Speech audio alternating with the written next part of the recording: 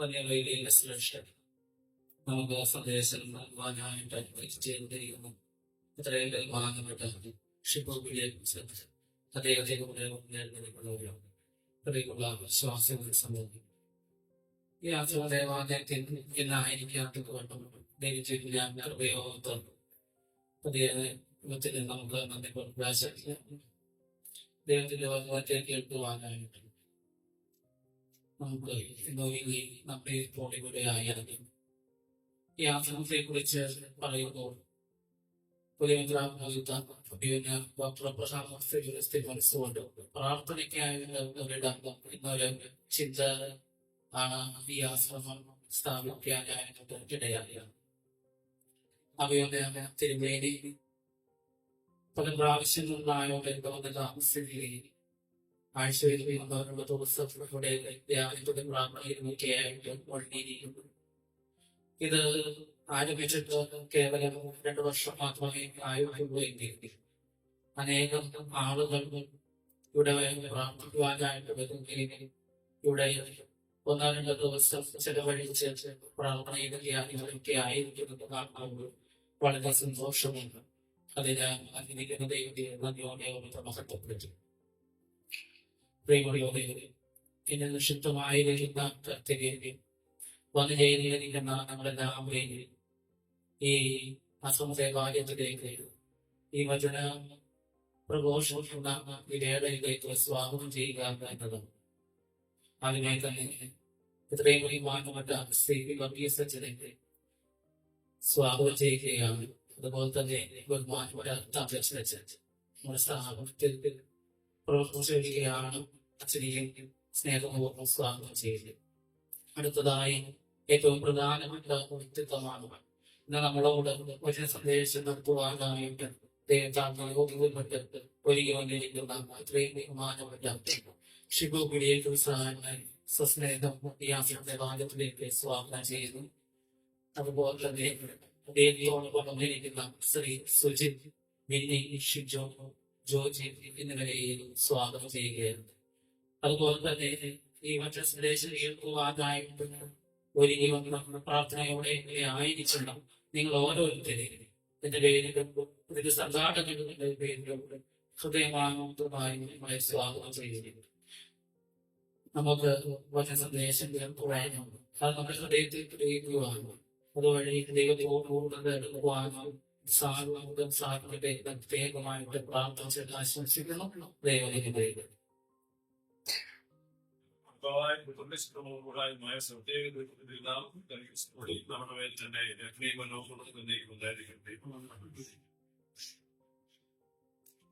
വളരെ ആദരണീയരായ ബഹുമാനപ്പെട്ട വൈദികർ, വിശ്വാസികളുടെ സമൂഹത്തിൽ ഈ ആശ്രമ ദേവാലയത്തിൽ ഈ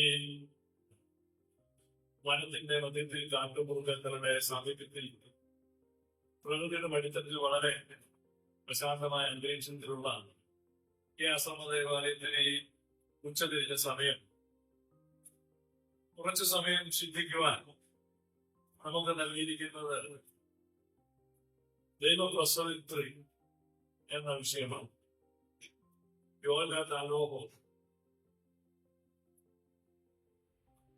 ദൈവപ്രസവിത്രി പരിശുദ്ധ കന്യക മറിയത്തിന് സഭ നൽകുന്ന ടൈറ്റിലാണ്.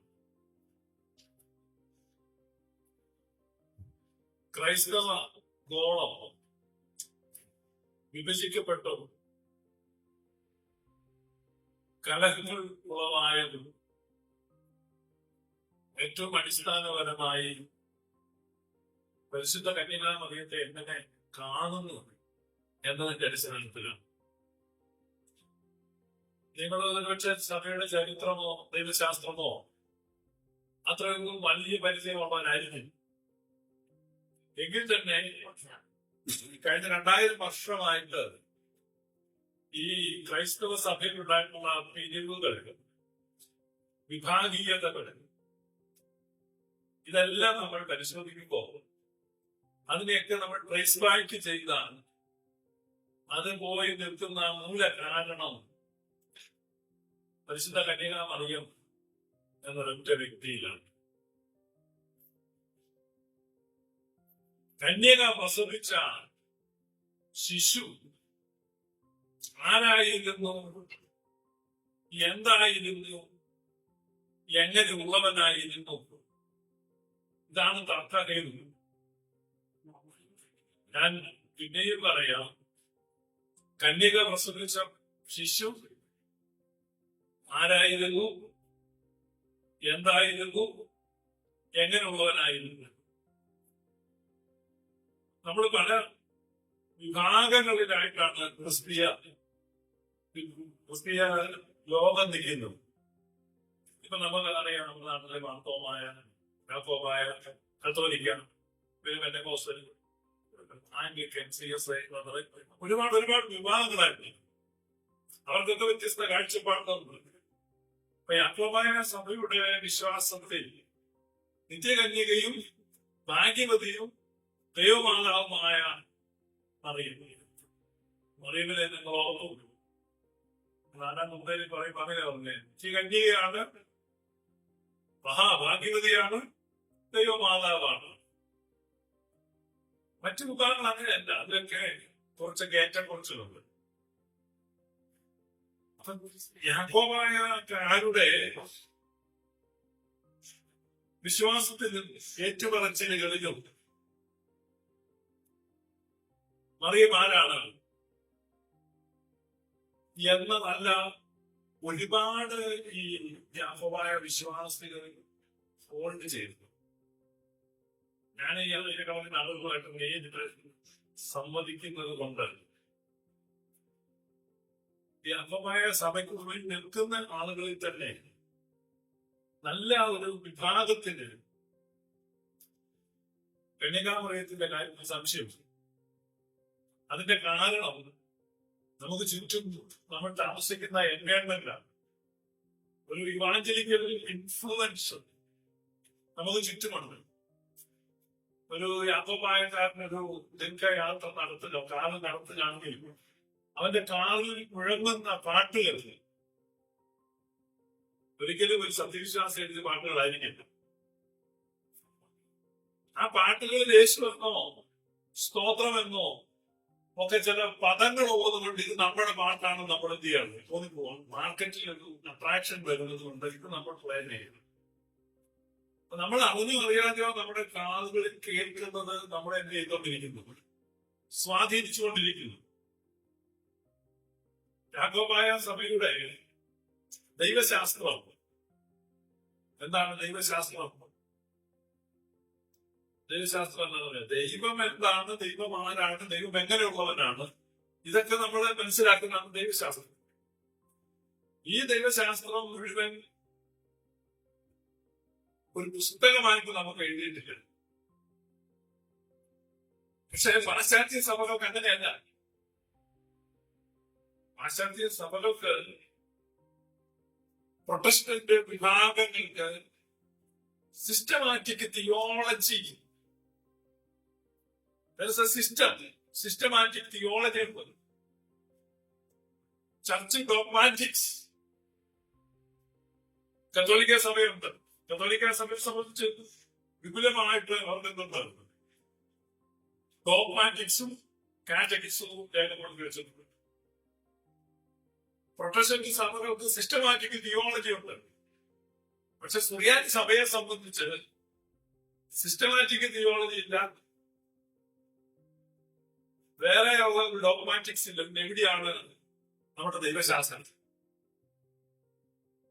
നമ്മുടെ ദൈവശാസ്ത്രം നമ്മുടെ പ്രാർത്ഥനകളിലാണ്, ലിറ്റർജിയിൽ എന്തിരിക്കുന്നു, സന്നിവേശിപ്പിച്ചിരിക്കുന്നു. അതുകൊണ്ട് സുറിയാനി സഭയുടെ ദൈവശാസ്ത്രത്തെ വിളിക്കുന്നത് ലിറ്റാർജിക്കൽ തിയോളജി എന്നാണ്. തിയോളജി എന്താണ്? ലിറ്റർജിയിലാണ് തിയോളജി. അതുകൊണ്ട് ആ തിയോളജി തെറ്റിയാൽ നമ്മുടെ വിശ്വാസം അടിസ്ഥാനം എല്ലാം തെറ്റും. വിശുദ്ധ കുർബാനയിൽ നമുക്ക് എത്ര ഏറ്റുപറച്ചിലാണ്. വിശ്വാസ പ്രമാണം മാത്രമല്ല, വിശ്വാസ പ്രമാണം കൂടാതെ നിരന്തരമായിട്ട് വിശുദ്ധ കുർബാനയിൽ എന്ത് ചെയ്യുന്നുണ്ട്? ഞങ്ങൾ വിശ്വസിക്കുന്നു, ഞങ്ങൾ ഏറ്റുപറയുന്നു. എത്ര ഏറ്റുപറച്ചിട്ടുണ്ട്. Sequins of confessions. നമ്മുടെ വിശ്വാസം ഈ ലിറ്ററേച്ചർ ഞാനിതിന് ഗൗരവമാണ് പറയുന്നത്. അതുകൊണ്ട് നമ്മളൊരു ഗീതം ആലപിക്കുമ്പോൾ, ഒരു സുറിയാനിക്കാരൻ ഒരു സ്തുതിഗീതം ആലപിക്കുമ്പോൾ ആ സ്തുതിഗീതം എന്താണ്? ലിറ്റർജിയാണ്. ലിറ്റർജി എന്താണ്? സീക്രട്ട് ആണ്. സീക്രട്ട് വിശുദ്ധമാണ്.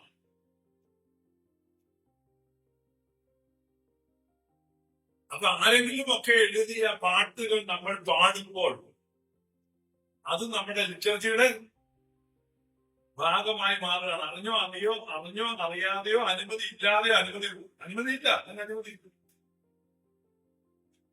നമ്മൾ നമ്മുടെ ലിറ്റർജിയോട് എന്ത് ചെയ്യുന്നു?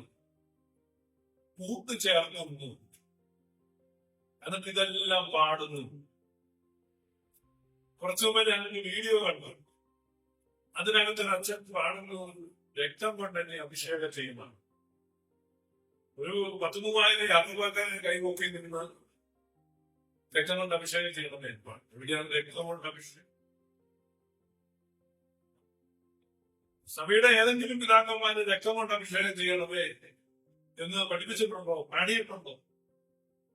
അപ്പൊ അങ്ങനെ അടിസ്ഥാനപരമായ വിശ്വാസങ്ങളിലെല്ലാം മായ കലർത്തപ്പെടുന്നത് മാത്രമല്ല, തികച്ചും വിരുദ്ധമായ കാര്യങ്ങളും നമ്മൾ എന്ത് ചെയ്യുന്നുണ്ട്? പാടുന്നുണ്ട്. അതുകൊണ്ട് നമ്മുടെ ലിറ്റർജി എന്തായിരിക്കണം? നമ്മുടെ ലിറ്റർജി വിശുദ്ധമാണ്. ആണോ? വിശുദ്ധമാണ്. എപ്പോഴാണ് ഒരു സാധനം വിശുദ്ധമാകുന്നത്?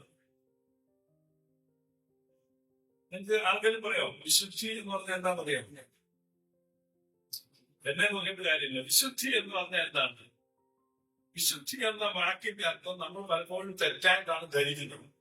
വിശുദ്ധി എന്ന വാക്കിന്റെ അർത്ഥം നമ്മൾ പലപ്പോഴും ഈ ക്ലീൻലിനെസ്, പ്യൂരിറ്റി, ഇതൊക്കെയാണ് ചിന്തിക്കുന്നത്. വിശുദ്ധി എന്ന വാക്കിന്റെ അർത്ഥം, വിശുദ്ധി എന്ന വാക്കിന്റെ അർത്ഥം വേർതിരിക്കപ്പെട്ടത് എന്നാണ്. മനസ്സിലായത്? വേർതിരിച്ച് വെച്ചിരിക്കുന്നത്, സെപ്പറേറ്റ് ചെയ്ത് വെച്ചിരിക്കുന്നത് ഞാൻ എന്ത് പറയുന്നത്? വിശുദ്ധി എന്ന് പറഞ്ഞാൽ, അപ്പോ ഇപ്പം ജെറുസലേം ദൈവാലയത്തിലെ പാത്രങ്ങളിലെല്ലാം കർത്താവിന് വിശുദ്ധം എന്തെങ്കിലും നേരം കൊടുക്കും. എന്താണ് കർത്താവ് വിശുദ്ധം എന്ന് പറഞ്ഞാൽ? ആ ദൈവാലയത്തിലെ കാര്യങ്ങൾക്ക് മാത്രമേ അത് ഉപയോഗിക്കുന്നു അതിന്റെ അർത്ഥമുള്ളൂ. പക്ഷെ ആ പാത്രത്തെ ക്ലാവ് പിടിക്കില്ല. ക്ലാവ് പിടിക്കും, പക്ഷെ അപ്പോഴും അതെന്താണ്? വിശുദ്ധമാണ്. അത് നമ്മൾ വിശുദ്ധിയെ പറ്റി ഇന്ന് ചിന്തിക്കുന്നത് തുടച്ചു നീക്കി വെക്കുന്നതാണ് വിശുദ്ധം. മനസ്സിലായ എന്താണ് കോൺസെപ്റ്റ്? അപ്പൊ നമ്മൾ വിശുദ്ധ ജനമാണെന്ന് പറയുമ്പോൾ നമ്മൾ വിശുദ്ധ ജനത്തിനിടയിൽ നുണ പറയുന്നവരുണ്ട്. അങ്ങനെ ചില കുഴപ്പങ്ങളൊക്കെ ഉണ്ട്. നിങ്ങൾ എങ്ങനെ വിശുദ്ധരാകുന്നെന്ന് ചോദിക്കും. അപ്പൊ നമ്മൾ വിശുദ്ധരാകുന്നത് എന്തുകൊണ്ടാണ്? നമ്മൾ ക്ലീൻ ആകുന്നത് കൊണ്ടല്ല, മറിച്ച് നമ്മൾ സെപ്പറേറ്റ് ആയിട്ട് വെച്ചിരിക്കുന്നത് കൊണ്ടാണ്. We belong to God. അതുപോലെ നമ്മുടെ ലിറ്റർജി സേക്രഡ് ആകണം. സേക്രഡ് ലിറ്റർജി എന്ന് പറഞ്ഞാൽ എന്താണ്? സേക്രഡ് ലിറ്റർജി, ലിറ്റർജി വിശുദ്ധമാണ്. കാരണം അതിലൊന്നുമായിട്ടും എന്തില്ല, ബന്ധമില്ല, ഒന്നുമായിട്ടും സാമ്യമില്ല. No connection, no adoption, no imitation. അതുകൊണ്ടാണ് സുറിയാനി സഭയുടെ ലിറ്റർജി എന്താകുന്നത്? വിശുദ്ധമാണ്, സേക്രഡാണ്. ക്രിസ്ത്യാനികളുടെ ഭാഷ എന്താണെന്നറിയോ? ക്രിസ്ത്യാനികളുടെ ഭാഷ, ക്രിസ്ത്യാനികളുടെ ഭാഷ സുറിയാനിയാണ്, ഗ്രീക്കല്ല. പലപ്പോഴും പ്രൊഫഷണലുകാരിൽ ഗ്രീക്ക്, ഗ്രീക്ക് പഠിക്കണം, മൂലഭാഷ പഠിക്കണം, ഗ്രീക്കിലാണ്. ഗ്രീക്ക് എന്ന് പറഞ്ഞാൽ ക്രിസ്തുവിന് മുമ്പുള്ള ഭാഷയാണ്. ആ ഭാഷയിൽ എന്തുണ്ട്? സാഹിത്യമുണ്ട്. ആ ഭാഷയിൽ എന്തുണ്ട്? പുരാണങ്ങളുണ്ട്. ആ ഭാഷയിൽ എന്തുണ്ട്? ഇതിഹാസങ്ങളുണ്ട്.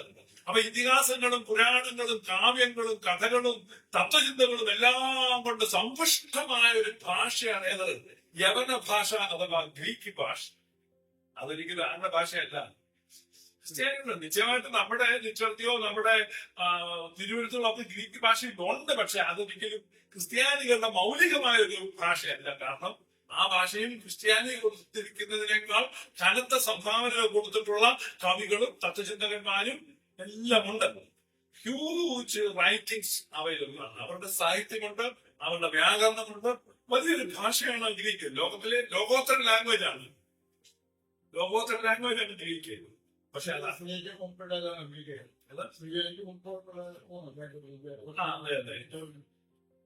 അപ്പൊ ഒരിക്കലും ലോകത്തിന്റെ ഏറ്റവും ഉന്നതമായ ഒരു ലാംഗ്വേജ് ആണ് ഗ്രീക്ക്. പക്ഷെ അതൊരിക്കലും നമുക്കെന്താ നമ്മുടെ മൗലിക ഭാഷയായിട്ട് നമുക്ക് അവകാശപ്പെടാൻ പറ്റില്ല. ക്രിസ്ത്യാനിയുടെ സ്വന്തമാണ് എന്ന് പറയാൻ പറ്റില്ല. കാരണം ഇലിയഡും ഒഡീസിയും അടക്കമുള്ള ഒരുപാട് ഇതിഹാസങ്ങളും പുരാണങ്ങളും കഥകളും കാവ്യങ്ങളും തത്വചിന്തകളും എല്ലാം നിറഞ്ഞിരിക്കുന്ന ഒരു ഭാഷയാണ്. അതിൽ നമ്മുടെ പ്രതിനിധിപ്പം ഉണ്ടെന്നേ ഉള്ളൂ. രണ്ടാമതും എടുത്ത് പറയാം, ലാറ്റിൻ. കത്തോലിക്ക സഭയുടെ ഔദ്യോഗികമായ ഒരു ഭാഷയാണ് ലാറ്റിൻ ഭാഷ.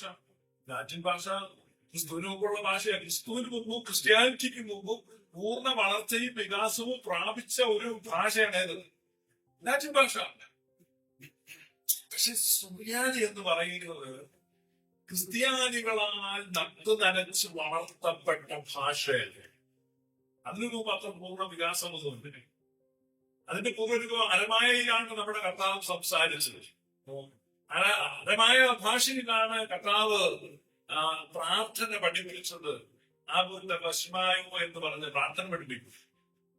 കർത്താവിന്റെ അഗ്രങ്ങളിൽ നിന്ന് ഉതിർന്നു വീണ അതേ ഭാഷയിൽ ഇന്നും പ്രാർത്ഥന ചൊല്ലുന്ന ആ ഒരു പാരമ്പര്യമാണ് ആർക്കുള്ളത്, സുറിയാനിക്കാർക്കുള്ളത്. അപ്പൊ സുറിയാനി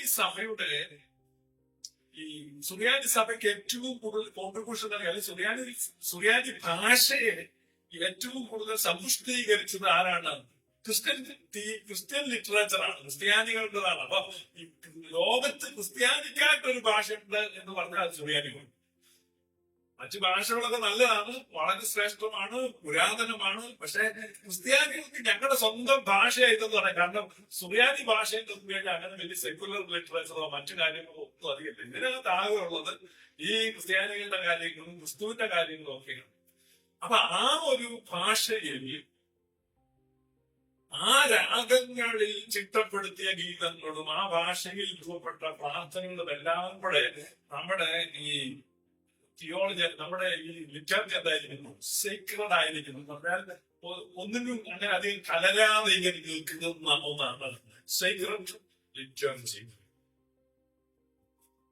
അതേസമയം നമുക്ക് ഇത് അവൈലബിൾ ആയിട്ടുള്ള ഇപ്പൊ സിയോൻ ഗീതാവലി, സാമാന്യ ഗീതങ്ങളൊക്കെയുള്ള പുസ്തകങ്ങളുണ്ട്. 1500 പാട്ട്, 3000 പാട്ട്, ഇങ്ങനെ. ആ പാട്ടുകളൊക്കെ ഈ സെക്യുലർ പാട്ട്, നാടകത്തിന്റെ ചൂട്, സിനിമ പാട്ടിന്റെ ചൂട് അല്ലെ, പിന്നെ നാടൻ പാട്ടിന്റെ ചൂടൊക്കെ ഞാൻ കടമെടുത്ത് ഇത് കേൾക്കും അതാണോ ഇതാണോ എന്ന് സംശയം തോന്നുന്ന ഓരോ കാര്യങ്ങളാണ്. അതൊന്നും ഒരിക്കലും സൈക്രഡ് അല്ല. അതെന്താണ്? സാമാന്യമായത്. വിശുദ്ധമായതിന്റെ എതിർപദം എന്താണ്? ബൈബിൾ വായിക്കാറുണ്ടല്ലോ. വിശുദ്ധ പഴയ നിയമത്തിൽ നിങ്ങൾ വായിക്കുമ്പോൾ വിശുദ്ധമായതിന്റെ എതിർപദം എന്താണ്? അല്ലത് വിശുദ്ധമായതിന്റെ എതിർപദം അശുദ്ധമായതല്ല, സാമാന്യമായത്. സാമാന്യമായതും വിശുദ്ധമായത്. ആ വിശുദ്ധിയെ പറ്റിയുള്ള കോൺസെപ്റ്റ് തെറ്റായതുകൊണ്ടാണ് വിശുദ്ധമായതും അശുദ്ധമായതല്ല. മലയാളം ക്ലാസ്സിൽ ചെന്നാൽ അത് കറക്റ്റാണ്. പക്ഷെ ബൈബിളിന്റെ ഭാഷയിൽ വിശുദ്ധി എന്ന് പറയുന്നത് സാമാന്യമല്ലാത്തത്, കോമൺ അല്ലാത്തത്. അപ്പൊ നമ്മൾ കോമൺ ഗീതങ്ങളെ എന്തിനോട് ചേർത്ത് വെക്കരുത്? വിശുദ്ധ ഗീതങ്ങളോട് ചേർത്ത് വെക്കരുത്. അപ്പൊ നിങ്ങൾ അറിഞ്ഞോ അറിയാതെയോ സഭയുടെ ട്രഡീഷനിൽ അല്ലാത്ത പാട്ടുകളൊക്കെ പാടുന്ന സമയത്ത് നമ്മൾ ഈ ഗീതങ്ങളെ ചമച്ചു വന്ന പിതാക്കന്മാരെ അവമാനിക്കുകയും ആ സൈക്രഡ് ലിറ്ററേച്ചറിയെ സൈക്രഡ് അല്ലാതാക്കുകയുമാണ്. പ്രത്യേകിച്ച് പുരോഹിതന്മാരൊക്കെ, ഈ വിശുദ്ധ ബലിയൊക്കെ അർപ്പിക്കുന്ന പുരോഹിതന്മാർ ഈ തക്സായി നോക്കി പ്രാർത്ഥനകളൊക്കെ ചെല്ലുന്ന അവരുടെ വായിൽ നിന്ന് അവരെ ഇത് പാടുന്ന സമയത്ത് ഒരേ വായിൽ നിന്നാണ് ഇത് വരുന്നത്. ഈ പറഞ്ഞ സാമാന്യ ഗീതങ്ങൾ വരുന്നത്. അപ്പൊ അത് എത്രയോ വലിയൊരു പൈതൃകത്തെ, എത്രയോ വലിയൊരു പാരമ്പര്യത്തെ നമ്മൾ അപമാനിച്ചിട്ട് നമ്മുടെ സൈക്രഡായ ലിറ്റററി എന്താക്കുന്നു, മലീമസമാക്കി കളയുന്നു, നിസാരവൽക്കരിക്കുന്നു. സെറൂക്കിലെ യാക്കോബും അന്ത്യോക്യയിലെ സെവോറിയോസും മദൂക്കിലെ ഫിലക്സിനോസും മോറേനും ഒക്കെ അവരുടെ പരിശുദ്ധാത്മാവിന്റെ മൂശയിലൂടെ രൂപപ്പെട്ടു വന്ന പ്രാർത്ഥനകൾക്ക് തുല്യമായിട്ട് നമ്മുടെ ഈ കുട്ടപ്പനും ഈ ഷേർവയും ഒക്കെ എഴുതിയ പാട്ട് നമ്മൾ എന്ത് ചെയ്യാണ്? പാടുക. ഞങ്ങള് പെന്റക്കോസ്റ്റൽ വിഭാഗത്തിൽ നിന്ന് സുറിയാനി സഭയിലേക്ക് തിരിച്ചു വന്നവര് പുതുതായിട്ട് ചേർന്നവരുണ്ട്. ഇപ്പൊ എന്റെ ഇവിടെ ഇരിക്കുന്ന ആ സഹോദരൻ ബെന്നി, അതായത് 4 തലമുറയും പെന്റക്കോസ്റ്റലായിരുന്നു. അതായത് എന്റെ അപ്പന്റെ അപ്പനായിട്ട് പെന്റക്കോസ്റ്റൽ പോയിരുന്നു. 4 തലമുറ മുൻബന്ധമില്ലാത്ത. പക്ഷെ ഇപ്പൊ മണാടുകളെയും ആഘോഷം നോക്കി നമ്മുടെ സഭയിലേക്ക് ചേർന്നിരിക്കുന്നു. അതിന് എത്രയോ നൂറുകണക്കിന് ആളുകളാണ് പോകുന്നത്. ഈ പുതുതായിട്ട് വരുന്ന ആളുകൾ ഞങ്ങളെ സംബന്ധിച്ചൊക്കെ പണ്ടൊരിക്കൽ ഈ സഭയിൽ നിന്ന് വിട്ട് പെന്റക്കോസ്റ്റിലേക്ക് പോയതാണ്. എന്നെ സംബന്ധിച്ച് 25 വർഷം പാസ്റ്ററായിരുന്നു. ഞങ്ങൾക്ക് ഇവിടെ തിരിച്ചു വരുമ്പോൾ ഈ പാട്ട് വെച്ചപ്പോൾ വലിയ വിഷമമാണ്. കാരണം മുളി കഴിഞ്ഞ് വരുന്നു നമ്മളെ സംബന്ധിച്ച് ചെളി പിടിച്ചിരിക്കുന്നവരാണ് നമ്മളെ അനുഗതി ചെയ്തത്. ഞങ്ങൾ അതിനെ വെറുത്തുപേക്ഷിച്ചിട്ടും അതിന്റെ തെറ്റെന്താണെന്ന് മനസ്സിലാക്കിയിട്ടുമാണ് തിരിച്ചു വിട്ടത്. നൂറുകണക്കിന് ആളുകൾ ഇങ്ങനെ തിരിച്ചു വന്നുകൊണ്ടിരിക്കുന്ന പാതയിലാണ്. അവര് മടങ്ങി വരുമ്പോ എന്താ സംഭവിക്കുകയാണ്? ഇവിടെ കേൾക്കുന്നത് ഇത്തരത്തിലുള്ള ഗീതങ്ങളാണ്. നിങ്ങൾ മനസ്സിലാക്കുക, എന്താണ് സുറിയാനി സഭയുടെ മഹത്വം, എന്താണ് അതിന്റെ ആരാധനയുടെ മൂല്യം എന്ന് നമുക്ക് പലപ്പോഴും മനസ്സിലാകുന്നില്ല. അതുകൊണ്ടാണ് നമ്മൾ അതിനെ നിസ്സാരമായിട്ട് കണക്കാക്കുന്നത്. അതുകൊണ്ട് അതിന്റെ മൂല്യം എന്താണെന്ന് മനസ്സിലാക്കി അതിന്റെ ഇപ്പൊ എനിക്കെതിരായിട്ട് വലിയൊരു ക്യാമ്പയിൻ ഒരു വാട്സാപ്പ് ഗ്രൂപ്പിൽ. അപ്പൊ ഇന്നലെ ഒരു ആളിട്ടിരിക്കുന്ന വോയിസ് ക്ലിപ്പാണ്. അദ്ദേഹം പറയുകയാണ്, ഇയാള് പറയുന്ന അനുസരിച്ച് ലിറ്റർജിയൊക്കെ ശ്രേഷ്ഠമാണ്, പക്ഷെ അതുകൊണ്ടെന്താ നമ്മളിപ്പോ കൺവെൻഷനിൽ ഒരു പാട്ട് പാടുമ്പോ അതുകൊണ്ടൊക്കെ കാരണം എന്താണ്? ഇങ്ങനെ ഒരു സമാന്തര ആത്മീയതയെ ഉണ്ടാക്കിയെടുത്തിട്ട് ഈ സമാന്തര ആത്മീയതയാണ് ഇവിടുത്തെ എന്നെ സംബന്ധിച്ച് ഞാൻ പറഞ്ഞില്ലല്ലോ, പെന്റക്കോസ്റ്റിൽ ഞാൻ പ്രവർത്തിച്ചിരുന്നത് കൊണ്ട് അതിന്റെ സ്ട്രാറ്റജീസ്, അതിന്റെ ഫീഡിംഗ് റൂട്ട്സ് എല്ലാം ഞങ്ങൾക്ക് കൃത്യമായിട്ട് അറിയാം. മാത്രമല്ല സഭയാണ് പെന്തക്കോസ്റ്റിന്റെ മാൻ പവർ സപ്ലൈ ചെയ്യുന്നത്, മാൻ പവർ സപ്ലൈ ഏജൻസിയാണ്. അത് കാരണം അത് ഏറ്റവും നിങ്ങളുടെ മാർത്തോമ സഭയിൽ നിൽക്കുന്ന ഒരു 80% ആളുകളും പെന്തക്കോസ്റ്റൽ സ്നാനം സ്വീകരിച്ചവരാണ്. As a formal Pentecostal pastor I can assure that, I vouch that. ഇപ്പൊ ആർക്കെങ്കിലും എന്തെങ്കിലും ഒബ്ജക്ഷൻ ഉണ്ടെങ്കിൽ മുഴുവൻ ആളുകളും ഇങ്ങനെ ഒതുക്കത്തിൽ വന്ന് ഞങ്ങൾ പാസ്റ്റർമാരുടെ ഇടയിൽ വന്ന് മുങ്ങി. അതുകൊണ്ട് പാസ്റ്റർമാർക്ക് ഇവരുടെ വീട്ടിലെല്ലാം വലിയ സ്വാഗതമാണ്. ഞങ്ങളെ സംബന്ധിച്ച് ഏതെങ്കിലുമൊക്കെ ഗസ്റ്റ് പാസ്റ്റർമാർ വന്നു കഴിഞ്ഞാൽ 4 മാർത്തോമക്കാരുടെ വീട്ടിൽ കൊണ്ടുപോയി പ്രാർത്ഥിപ്പിക്കുമ്പോൾ തന്നെ അവർക്ക് നല്ലൊരു സ്തോത്ര കാഴ്ച കിട്ടും. ഗൾഫ് രാജ്യങ്ങളിലേക്ക് പോകുന്ന പാസ്റ്റർമാര് അവർക്ക് പെന്തക്കോസ്റ്റുകാർക്ക് അവരെ കിട്ടത്തില്ല. കാരണം എന്ത് ചെയ്യാണ്? മാർത്തോമക്കാര് കൊണ്ടുവരുന്നത് അവരുടെ കൂട്ടായ്മകളിൽ. മാർത്തോമയിലെ ബിഷപ്പുമാരെ കേൾക്കുകയാണ്, എന്തുകൊണ്ടാണ് നിങ്ങൾക്കിടയിൽ അപേക്ഷ സംഭവിച്ചെന്ന് ചോദിച്ചാൽ സുറിയാനി പാരമ്പര്യത്തെയും പൈതൃകത്തെയും തിരസ്കരിച്ചിട്ട് പാശ്ചാത്യമായ പാരമ്പര്യത്തിലേക്ക് പോയത് കൊണ്ടാണ്. ഞാൻ മാർത്തോമക്കാരുടെ കാര്യമല്ല, ഞാൻ യാക്കോബക്കാരുടെ പറയുന്നതല്ലേ. അതേ പാതയിലാണ് ഇന്ന് എന്ത് യാക്കോബായക്കാരും അവരുടെ പിതാക്കന്മാരാൽ വിരചിതമായതും പരിശുദ്ധാത്മാവിനാൽ പ്രേരിതമായതും ദൈവശാസ്ത്രപരമായി കൃത്യതയുള്ളതുമായ ആരാധനാ സമ്പ്രദായങ്ങളെയും ഗീതങ്ങളെയും വിട്ടിട്ട് തികച്ചും പാശ്ചാത്യമായ നാശകരമായ ഉപദേശങ്ങളിലേക്ക് വഴുതി വീണു പോകുന്നു. നമ്മുടെ ഇടയിലുള്ള കുഴപ്പമാണ്.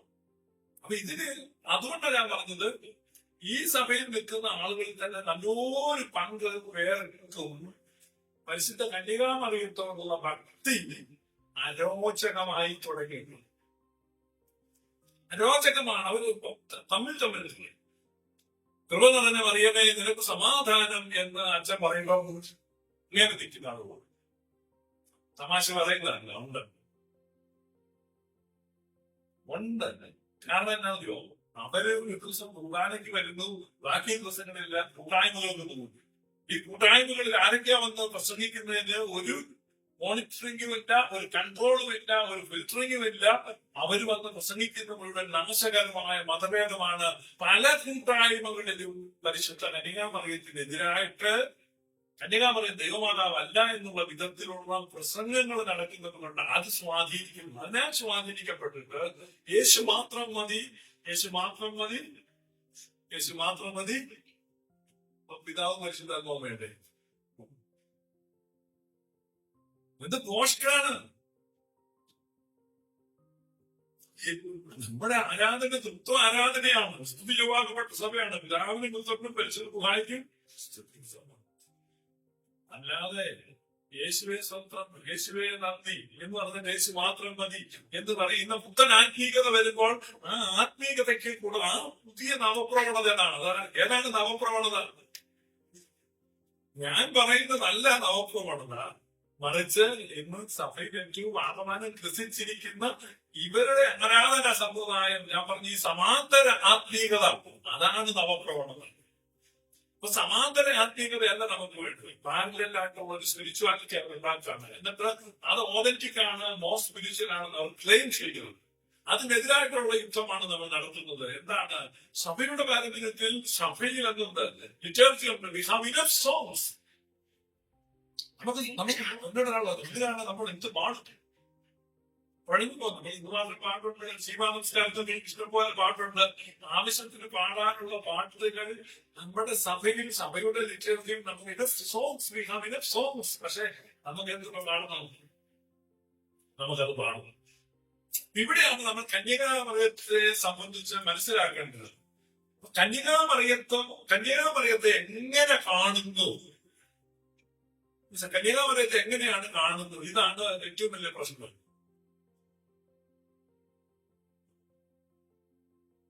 കോൺസ്റ്റാന്റിനോപ്പിളിലെ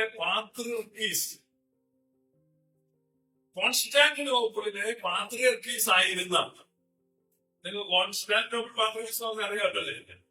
കോൺസ്റ്റാന്റിനോപ്പിൾ പാത്രിയർക്കീസ് എന്ന് പറഞ്ഞാൽ 3 പാത്രിയർക്കീസുമാരാണ് ആദിമ കാലത്തുണ്ടായിരുന്നത്. റോമ, അന്ത്യോക്യ, അലക്സാണ്ട്രിയ, റോമം. അപ്പൊ അന്ത്യോക്യ, അലക്സാണ്ട്രിയ, റോമം 3 പാത്രിയർക്കീസുമാരുണ്ടായിരുന്നു. പിന്നെ 5-ാം നൂറ്റാണ്ടായി കഴിഞ്ഞപ്പോൾ കോൺസ്റ്റാന്റിനോപ്പിളിലും കൂടെ ഒരു പാത്രിയർക്കീസ്, 4 പാത്രിയർക്കീസുമാരായി. 3 പാത്രിയർക്കീസുമാരാണ് ഒറിജിനലുണ്ടായിരുന്നത്, പിന്നീട് 4 പാത്രിയർക്കീസ്. ഇതിലൊരു 4ാമത്തെ സ്ഥലമായ കോൺസ്റ്റാന്റിനോപ്പിളിലെ പാത്രിയർക്കീസ് ആയിരുന്നു നെസ്തോർ. ഈ നെസ്തോർ കന്യകാമറിയത്തെ ആ കാലത്ത് ആളുകൾ എന്താ വിളിക്കുന്നത്? സഭ എന്താ വിളിക്കുന്നത്?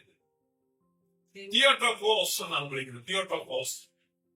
അപ്പൊ നെസ്തോർ പറഞ്ഞു ആ പ്രയോഗം അത്ര ശരിയല്ല. എന്താണ് തിയോട്ടോക്കോസ് എന്ന ആ പദത്തിന്റെ അർത്ഥം? ദൈവപ്രസവിത്രി.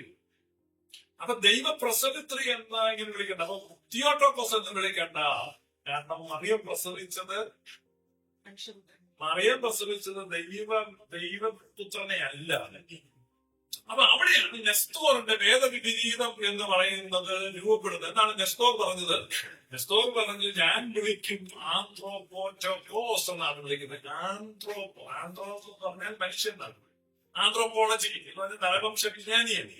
അപ്പൊ ആന്ത്രോ എന്ന് പദം ഗ്രീക്കിന് മനുഷ്യനാണ്. അപ്പൊ ആന്ത്രോപോളജി, അതിൽ അദ്ദേഹം പറയുകയാണ്, ഞാൻ ആന്ത്രോപോറ്റോക്കോസ് എന്ന് വിളിക്കാം, മനുഷ്യന്റെ മാതാവ്, മനുഷ്യ മാതാവ്. ഇതാണ് മറിയത്തെ ആരും വിളിച്ചത്, നെസ്തോർ വിളിച്ചത്.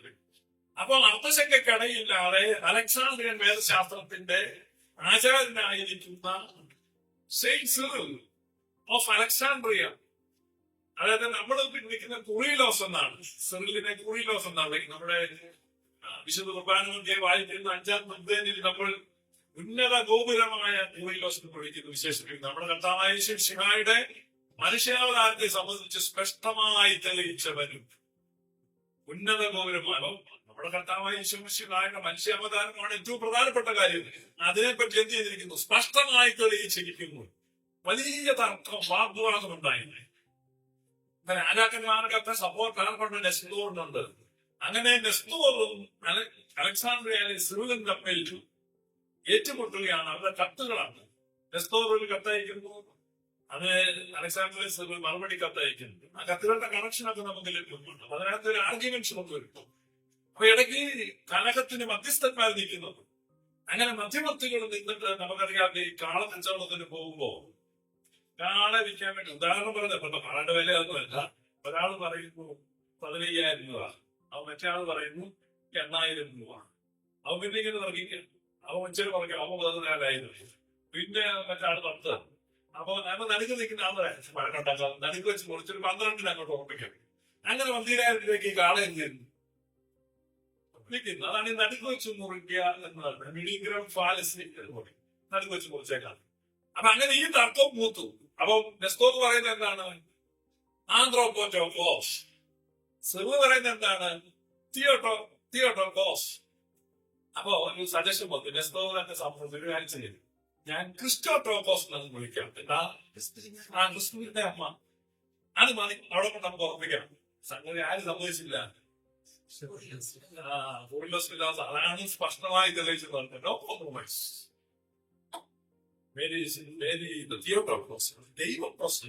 ദൈവമാതാവാണ് കന്യകാമറിയമെന്ന് ആര് പറഞ്ഞു?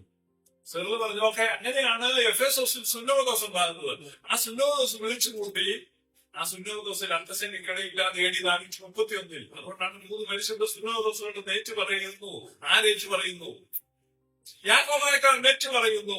ആ യാക്കോബായക്കാർ നെറ്റ് പറയുന്ന 3 സുന്നോദോസുകളിലെ പരിശുദ്ധമായ എഫെസോസ് സുന്നോദോസിൽ അർത്ഥശങ്കയ്ക്കിടയില്ലാതെ അടിവരയിട്ട് ഉറപ്പിച്ച് പ്രഖ്യാപിച്ചു, മറിയം സംശയം കൂടാതെ ദൈവമാതാവാണെന്നുള്ള പ്രഖ്യാപനം. ഇത് വിശ്വസിക്കുന്നവരാണ് യാക്കോബായക്കാരൻ. ഇതിനെതിരായിട്ടുള്ള പാട്ട് പാടിക്കൊണ്ട് നടക്കുന്നവർ എങ്ങനെ യാക്കോബായക്കാരനും അവനെങ്ങനെ യാക്കോബായക്കാരനായി തുടരാൻ പറ്റും? അവൻ എങ്ങനെ യാക്കോബായക്കാരനായി തുടരാൻ പറ്റും? അപ്പൊ മറിയം ആരാണ്? മറിയം സംശയം കൂടാതെ ദൈവമാണ്. സിറിൽ ഓഫ് അലക്സാണ്ട്രിയയുടെ കാലശേഷം ഈ ബാല ഉയർത്തിപ്പിടിക്കുക. കാരണം ഇതിന് സമ്മർദ്ദമാണ്, പൊളിറ്റിക്കൽ പ്രഷറുണ്ട്. കാരണം രാജാവും മറ്റും ചക്രവർത്തിയും മറ്റും പറയുന്നത് സമാധാനം ഉണ്ടാക്കണം. കാരണം ചക്രവർത്തിയെ സംബന്ധിച്ച് അവിടുത്തെ പ്രമുഖമായ ഒരു ഗ്രൂപ്പ് ക്രിസ്ത്യൻസ് ആണ്. ക്രിസ്തീയ സഭയിൽ കലഹം തുറന്നുകൊണ്ടിരുന്നാൽ സ്റ്റേറ്റിന് ക്ഷീണമാണ്. ഇന്നും നമ്മുടെ നാട്ടിലെങ്ങനെ? നമ്മുടെ നാട്ടിലേക്ക് ഓർത്തഡോക്സ് യാക്കോബായ സംഘർഷം വരുമ്പോൾ തലവേദന ആർക്കാണ്? സർക്കാരിനാണ്. അതുപോലെ അന്ന് ഈ ദൈവശാസ്ത്രം സംബന്ധിച്ച കലഹങ്ങൾ വരുമ്പോൾ രാജാവിനെ സംബന്ധിച്ച് തലവേദന എങ്ങനെയെങ്കിലും ഒഴുകുമോണം. അതുകൊണ്ടാണ് രാജാക്കന്മാർ എപ്പോഴും ഈ ദൈവശാസ്ത്ര കാര്യങ്ങളിൽ ഇടപെടുന്നത്.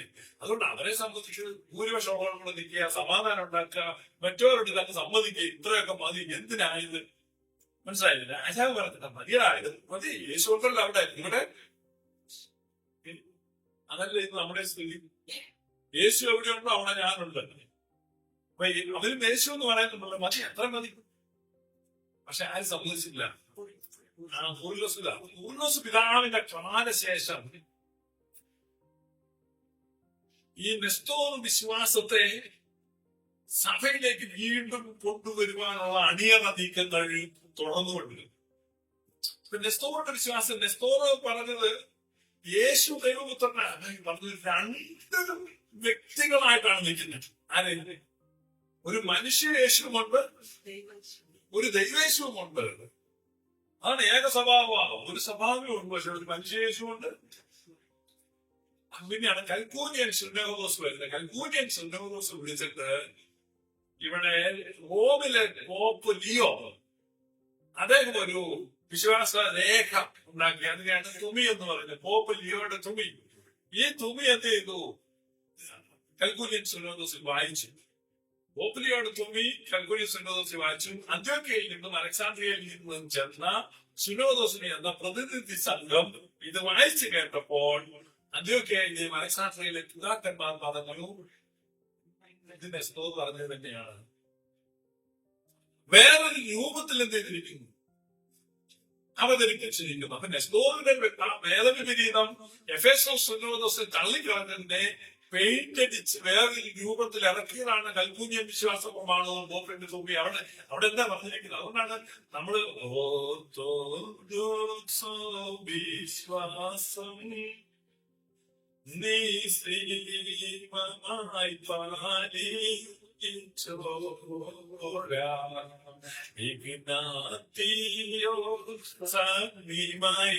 അങ്ങനെ നമ്മൾ പാട്ട് താഴോട്ട് പാടുന്നുണ്ട്.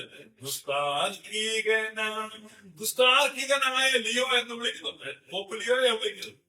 കാരണം പോപ്പ് ലിയോ എഴുതി വിട്ടത് എന്താണ്? എഫേസോസിൽ പ്രഖ്യാപിച്ച സത്യവിശ്വാസത്തിന് ഘടകമെന്നുമാണ്. കാരണം രണ്ട് സ്വഭാവങ്ങൾ ഒരു വ്യക്തിയിൽ എനിക്ക് ഇരു സ്വഭാവമാണ് ഒരു വ്യക്തിയിൽ നിന്നുണ്ട്. രണ്ട് സ്വഭാവമുണ്ട്. അങ്ങനെയുള്ള വ്യക്തികളെ നമ്മൾ എന്താ വിളിക്കുന്നത്?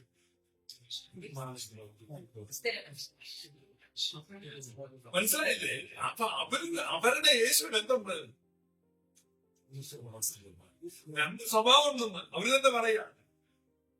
അത് അപമാനകരമാണ്. ഇന്ന് ആധുനിക ലോകത്ത് രണ്ട് സ്വഭാവം എന്ന് പറഞ്ഞാൽ കുഴപ്പമാണ്.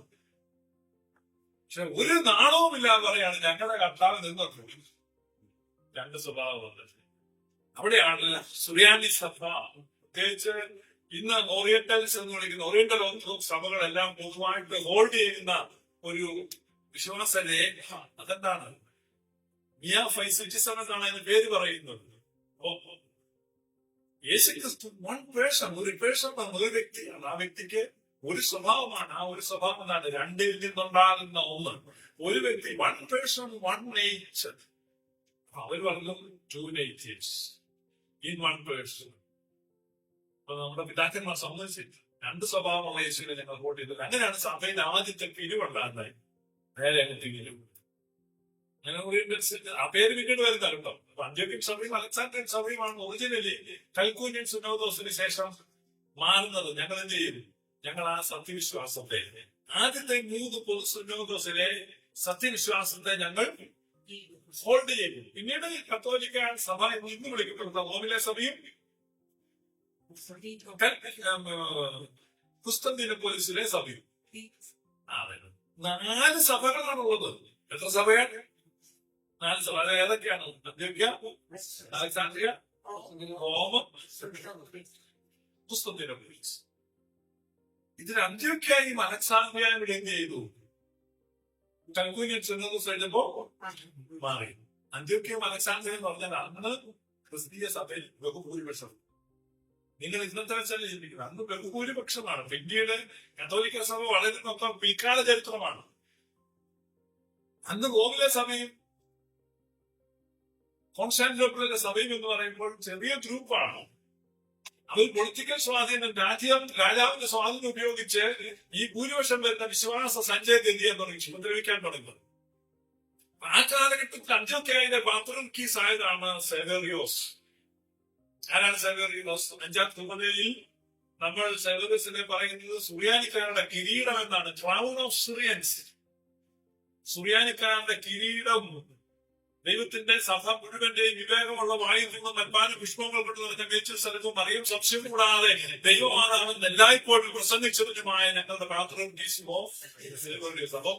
മറിയം സംശയം കൂടാതെ ദൈവമാതാവെന്ന് പ്രസംഗിച്ചു. ഇതാണ് സത്യവിശ്വാസത്തിന്റെ ഏകരേഖ. പറഞ്ഞാൽ വൺ ലെയർ ആയിട്ട് നമുക്ക് സത്യവിശ്വാസം എഴുതണം. ക്രിസ്തീയ സഭയുടെ സത്യവിശ്വാസം നമുക്ക് വിശ്വാസ പ്രമാണം ഇങ്ങനെയൊക്കെ ഉണ്ട്.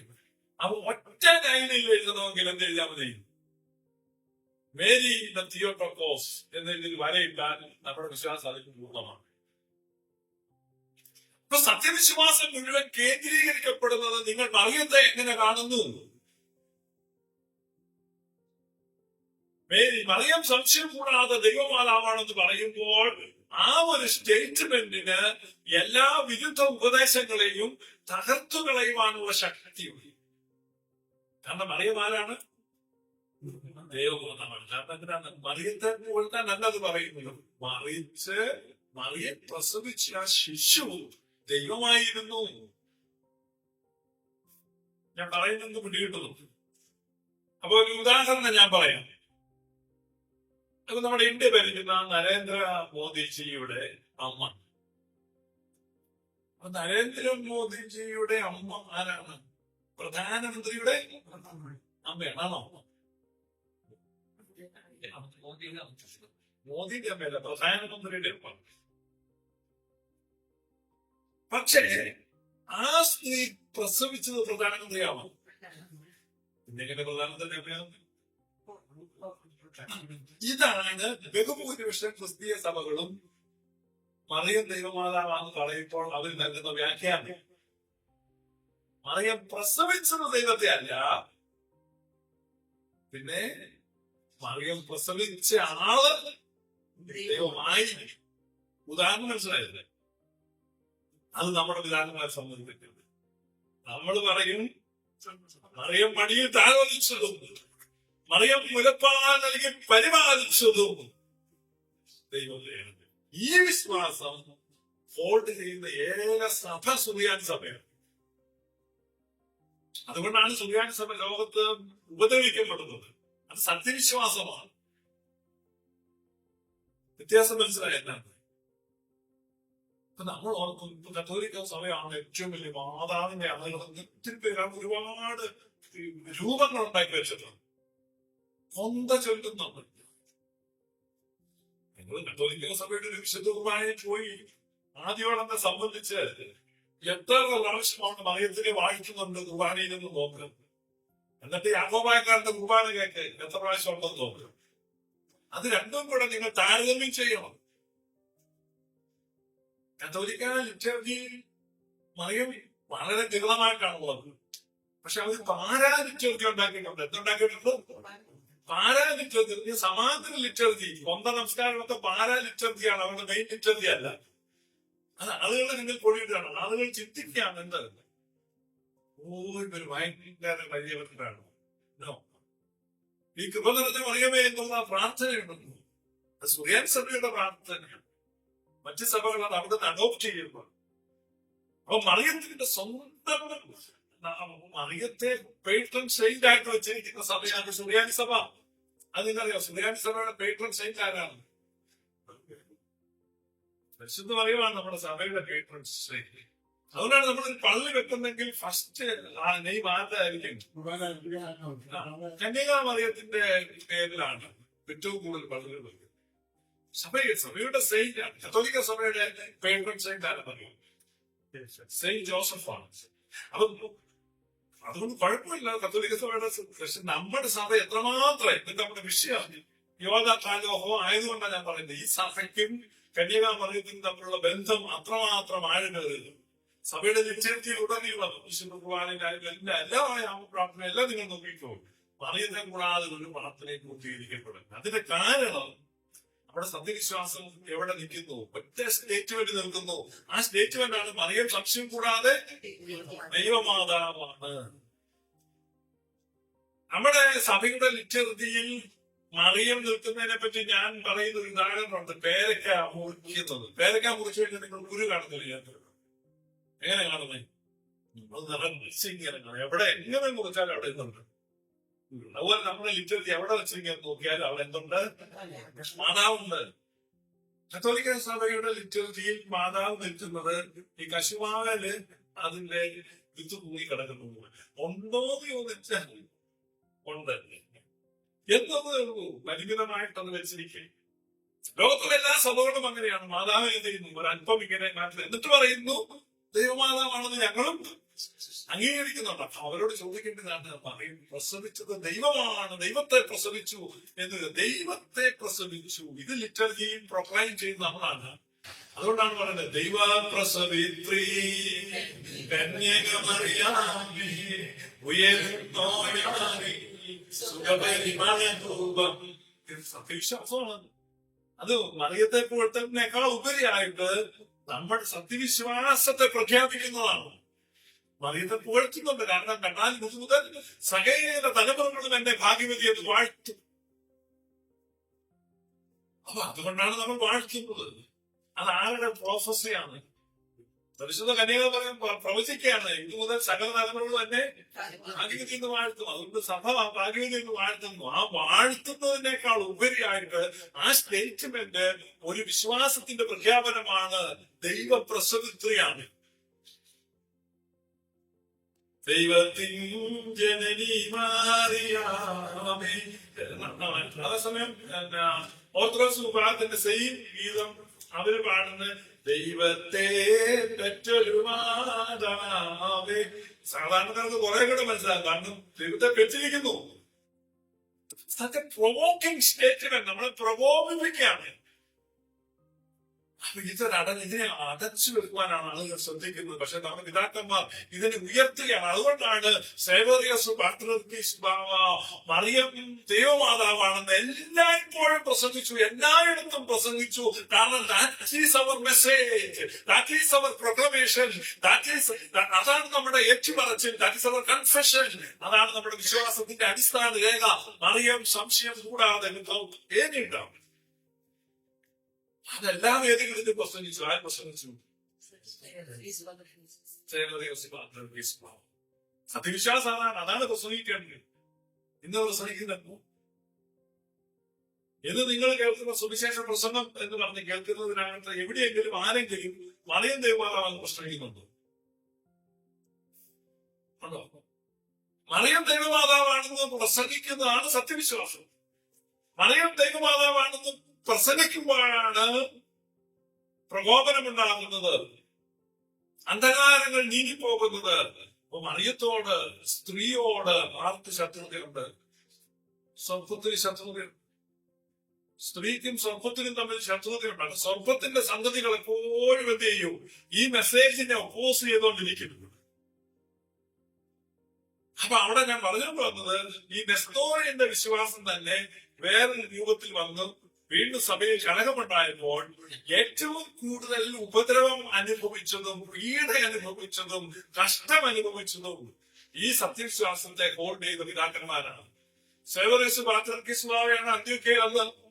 അന്ത്യോക്യയിലെ പാത്രീസ് ആയിരുന്ന സേവോറിസിനെതിരായി രാജാവിന്റെ കൂടെ സഹായത്തോടുകൂടെ ഒത്തയാശയോടുകൂടെ ഗൂഢാലോചനകൾ നടന്നു. ആ ഗൂഢാലോചനകളുടെ ഒടുവിൽ അദ്ദേഹത്തിന്റെ നാക്ക് മുറിച്ചു കളയുവാൻ തീരുമാനിച്ചു. ഈ തീരുമാനം അദ്ദേഹത്തെ അറിയിച്ചപ്പോൾ അദ്ദേഹം ഈജിപ്തിലേക്ക് ഓടിപ്പോയി. 20 വർഷം ഈജിപ്തിൽ പ്രവാസത്തിൽ കഴിഞ്ഞ് അവിടെ കാലം ചെയ്തു. എത്രയോ പിതാക്കന്മാർ, പേരറിയാത്ത എത്രയോ സഹോദരന്മാർ, എത്രയോ കുഞ്ഞുങ്ങൾ ഈ സത്യവിശ്വാസത്തിന് വേണ്ടി കൊല്ലപ്പെടുന്നു. ഈ സത്യവിശ്വാസത്തിന് വേണ്ടി അവരുടെ ജന്മഗേഹം ഉപേക്ഷിച്ചു. അവരുടെ മാതൃ ഭൂമി വിടേണ്ടി വന്നു. എത്രയെത്ര നഷ്ടങ്ങൾ അവർക്കുണ്ടായി, സാമ്പത്തികമായ നഷ്ടം. അത് എബ്രായ ലേഖനത്തിൽ നിങ്ങൾക്ക് കാണാം. സ്വർഗത്തിൽ നിങ്ങൾക്ക് നിലനിൽക്കുന്ന ഉത്തമ സമ്പത്തുണ്ട് എന്ന് അറിഞ്ഞിട്ട് സമ്പത്തുക്കളുടെ അപഹാരത്തെ പോലും നിങ്ങൾ സന്തോഷത്തോടെ സഹിച്ചു. എന്തുകൊണ്ടാണ്? സത്യവിശ്വാസത്തെ ഓർക്കുമ്പോൾ സമ്പത്തുക്കളുടെ അപഹാരം സാരമില്ല എന്നെണ്ണി സ്വന്തം വീട് വിട്ട് നാട് വിട്ട് ഓടിപ്പോകേണ്ടി വന്നു. ഉപദ്രവിക്കപ്പെട്ടവരും കൊല്ലപ്പെട്ടവരും ഈ പിതാക്കന്മാരും മുഴുവൻ കൊല്ലപ്പെട്ട ഏത് വിശ്വാസത്തിന്?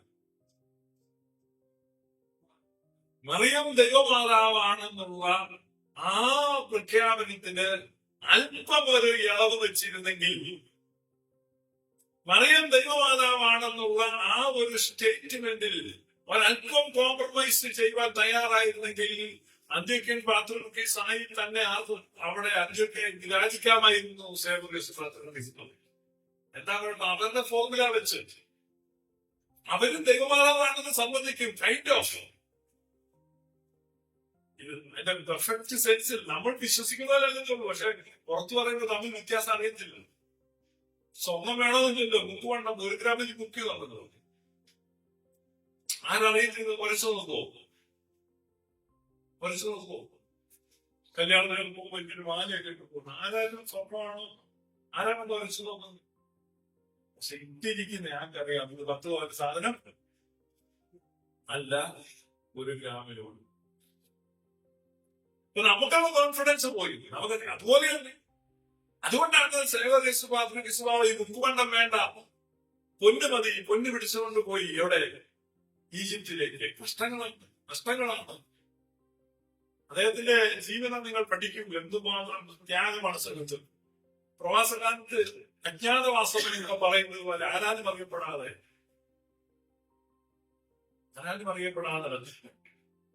അപ്പൊ ഇത്രയും ത്യാഗങ്ങൾ സഹിച്ച കൊല്ലപ്പെട്ട ലക്ഷക്കണക്കിന് വിശുദ്ധന്മാർ. അതാണ് നമ്മുടെ ഈ പാടുകൾ. എന്താ?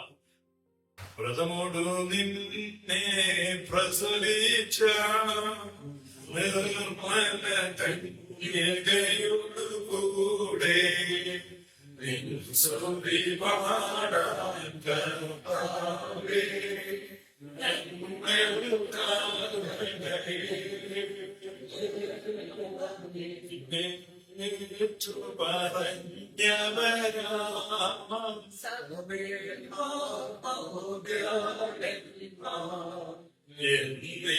സഹിതം സ്തുതി പാടണം.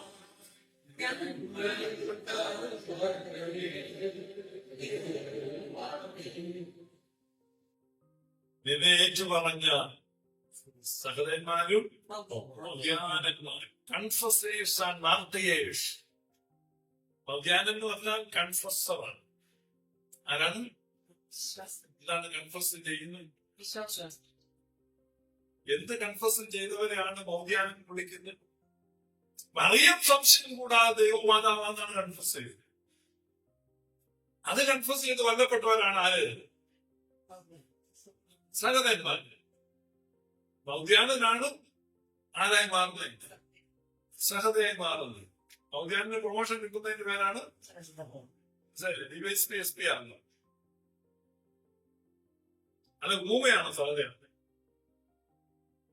പറയുന്നത്. വിശ്വാസം പറയുന്നവരല്ലേ കൊല്ലപ്പെടുന്നു. അപ്പൊ മൗദ്യാനന്മാരും സഹതന്മാരും എന്ത് പറഞ്ഞു? മറിയം സംശയം കൂടാതെ ദൈവമാതാവാണ്.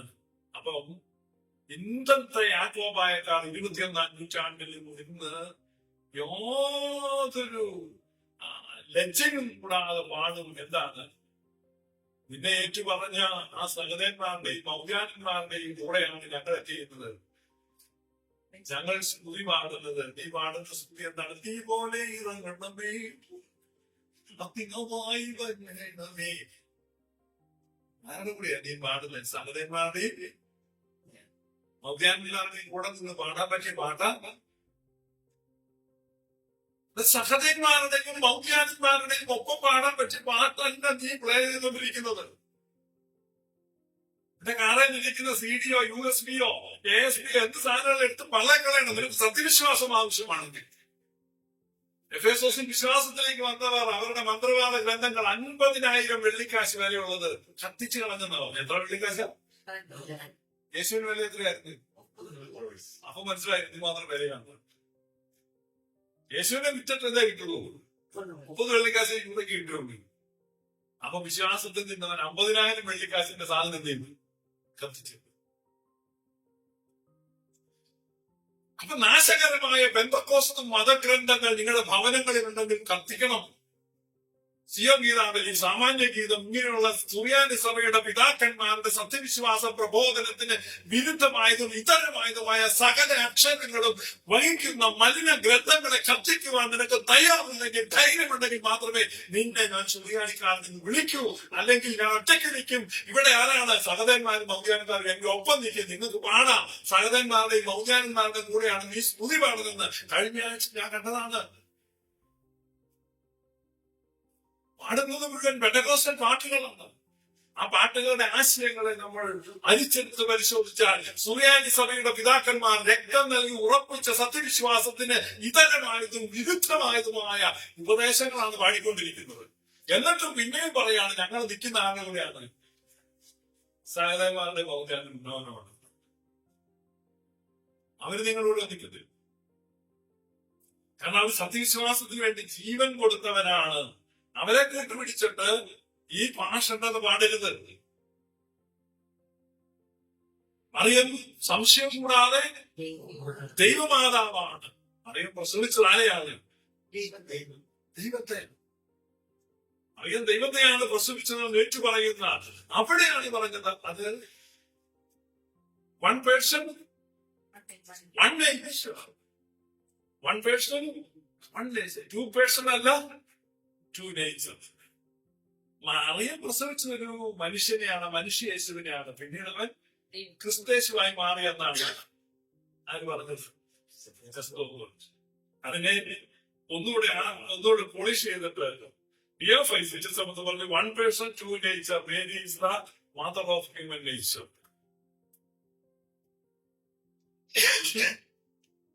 ഒരു വ്യക്തിയാണ്, ആ വ്യക്തിക്ക് രണ്ട് സ്വഭാവമാണ്. പക്ഷെ ആ മനുഷ്യ സ്വഭാവത്തിന്റെ അമ്മ മാത്രമാണ് ആര്?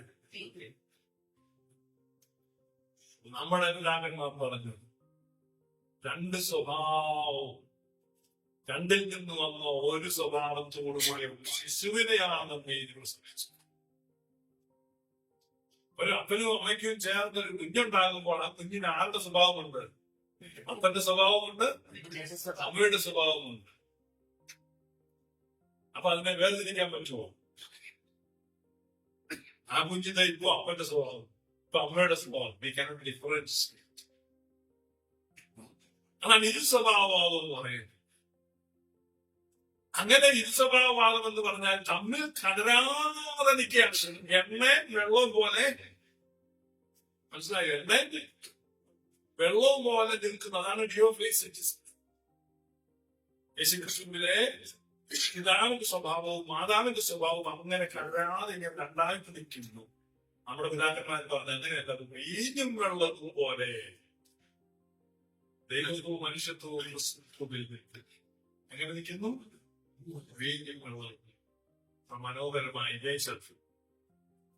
അതുകൊണ്ടാണ് വിശുദ്ധ കുർബാനയിൽ വീഞ്ഞും വെള്ളവും മിതമായി കലർത്തിയ കാസായി പറഞ്ഞ ഓരോ സന്ദർഭത്തിലും മറിയം ദൈവമാതാവാണെന്നുള്ളത് നേരിട്ടും പരോക്ഷമായും പ്രത്യക്ഷമായും എല്ലാം ആവർത്തിച്ചേറ്റു പറയുകയാണ്.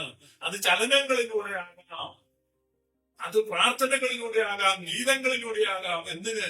വിശുദ്ധ കുർബാനയിൽ ഉപയോഗിക്കുന്ന ആ പാനപാത്രത്തിന്റെ ഉള്ളിലെ വിശുദ്ധ ദ്രാവകത്തിൽ പോലും പരാമർശിക്കുമ്പോൾ ആ പരാമർശത്തിൽ പോലും സത്യവിശ്വാസം സ്മരിക്കണമെന്ന് പിതാക്കന്മാർക്ക് നിർബന്ധമുണ്ടായിരുന്നു. അതുകൊണ്ടാണ് അവിടെ എഴുതി വെച്ചിരിക്കുന്നത് എങ്ങനെ വീഞ്ഞും വെള്ളവും വീഞ്ഞും വെള്ളവും മിതമായി കലർത്തിയിരിക്കുന്ന ആസാസം. ദൈവത്വവും മനുഷ്യത്വവും എങ്ങനെ സമഞ്ജസമായി യേശു എന്ന വ്യക്തിയിൽ ലയിച്ചു നിന്നു എന്ന് വിശ്വാസമാണ്. ആ യേശുവിനെയാണ് ആര് പ്രസവിച്ചത്? അതാണ് അറിയുന്നതിന്റെ യോലതലോഹോ എന്ന് സുറിയാനി പറയുന്നതാണ്. ദൈവമാതാവായ മഹാഭാഗ്യവതിയായ നിത്യകന്യകയായ ദൈവമാതാവ്. ഇതാണ് നമ്മുടെ വിശ്വാസത്തിന്റെ അടിസ്ഥാനം. അല്ലാത്തതൊക്കെ മറ്റു ആളുകളുടെയാണ്. സുറിയാനി സഭയുടെ വിശ്വാസം ഒറ്റ വാക്കിൽ പറയാൻ പറഞ്ഞാൽ എന്ത് പറയാം? സുറിയാനി സഭയുടെ വിശ്വാസം ഒറ്റ വാക്കിൽ പറഞ്ഞാൽ എന്ത് പറയാം? അറിയും ദൈവമാതാവാണ്. ഒറ്റ അടിവരെ മതി. അതിനകത്ത് എല്ലാം ഉണ്ട്. എല്ലാ വിശ്വാസവും ആ ഒരു സിംഗിൾ സ്റ്റേറ്റ്മെന്റ് ടാഗിലൈൻ ഇതിനെ മനസ്സിലാക്കിയ പരിശുദ്ധ പിതാവാണ് അന്ത്യോക്യയുടെ സേവകേസ് മാതൃകേസ്ലാവ്. ഞാനിത് ഇദ്ദേഹത്തെ സംബന്ധിച്ച് വായിക്കുമ്പോൾ ഈ തുബദേനിലെ ആ ഒരു പരാമർശം എത്രമാത്രം പരിശുദ്ധാത്മാവിനെ പ്രേരിപ്പിക്കപ്പെട്ട ആളുകളായിരിക്കും ഇതൊക്കെ എഴുതിയത്. ഇത്രമാത്രം സൂക്ഷ്മമായ ഈ സങ്കീർണമായ വിഷയങ്ങളെ ഗ്രഹിച്ചിട്ട് അതിനെ ലളിതമായി വളരെ ചെറിയൊരു വാചകത്തിൽ എഴുതിയിരിക്കുന്നു. മറിയം സംശയം കൂടാതെ ദൈവമാതാവാണ്. അതിനകത്ത് എല്ലാ സംഗതികളും ഉൾപ്പെട്ടിരിക്കും. മനസ്സിലായത്?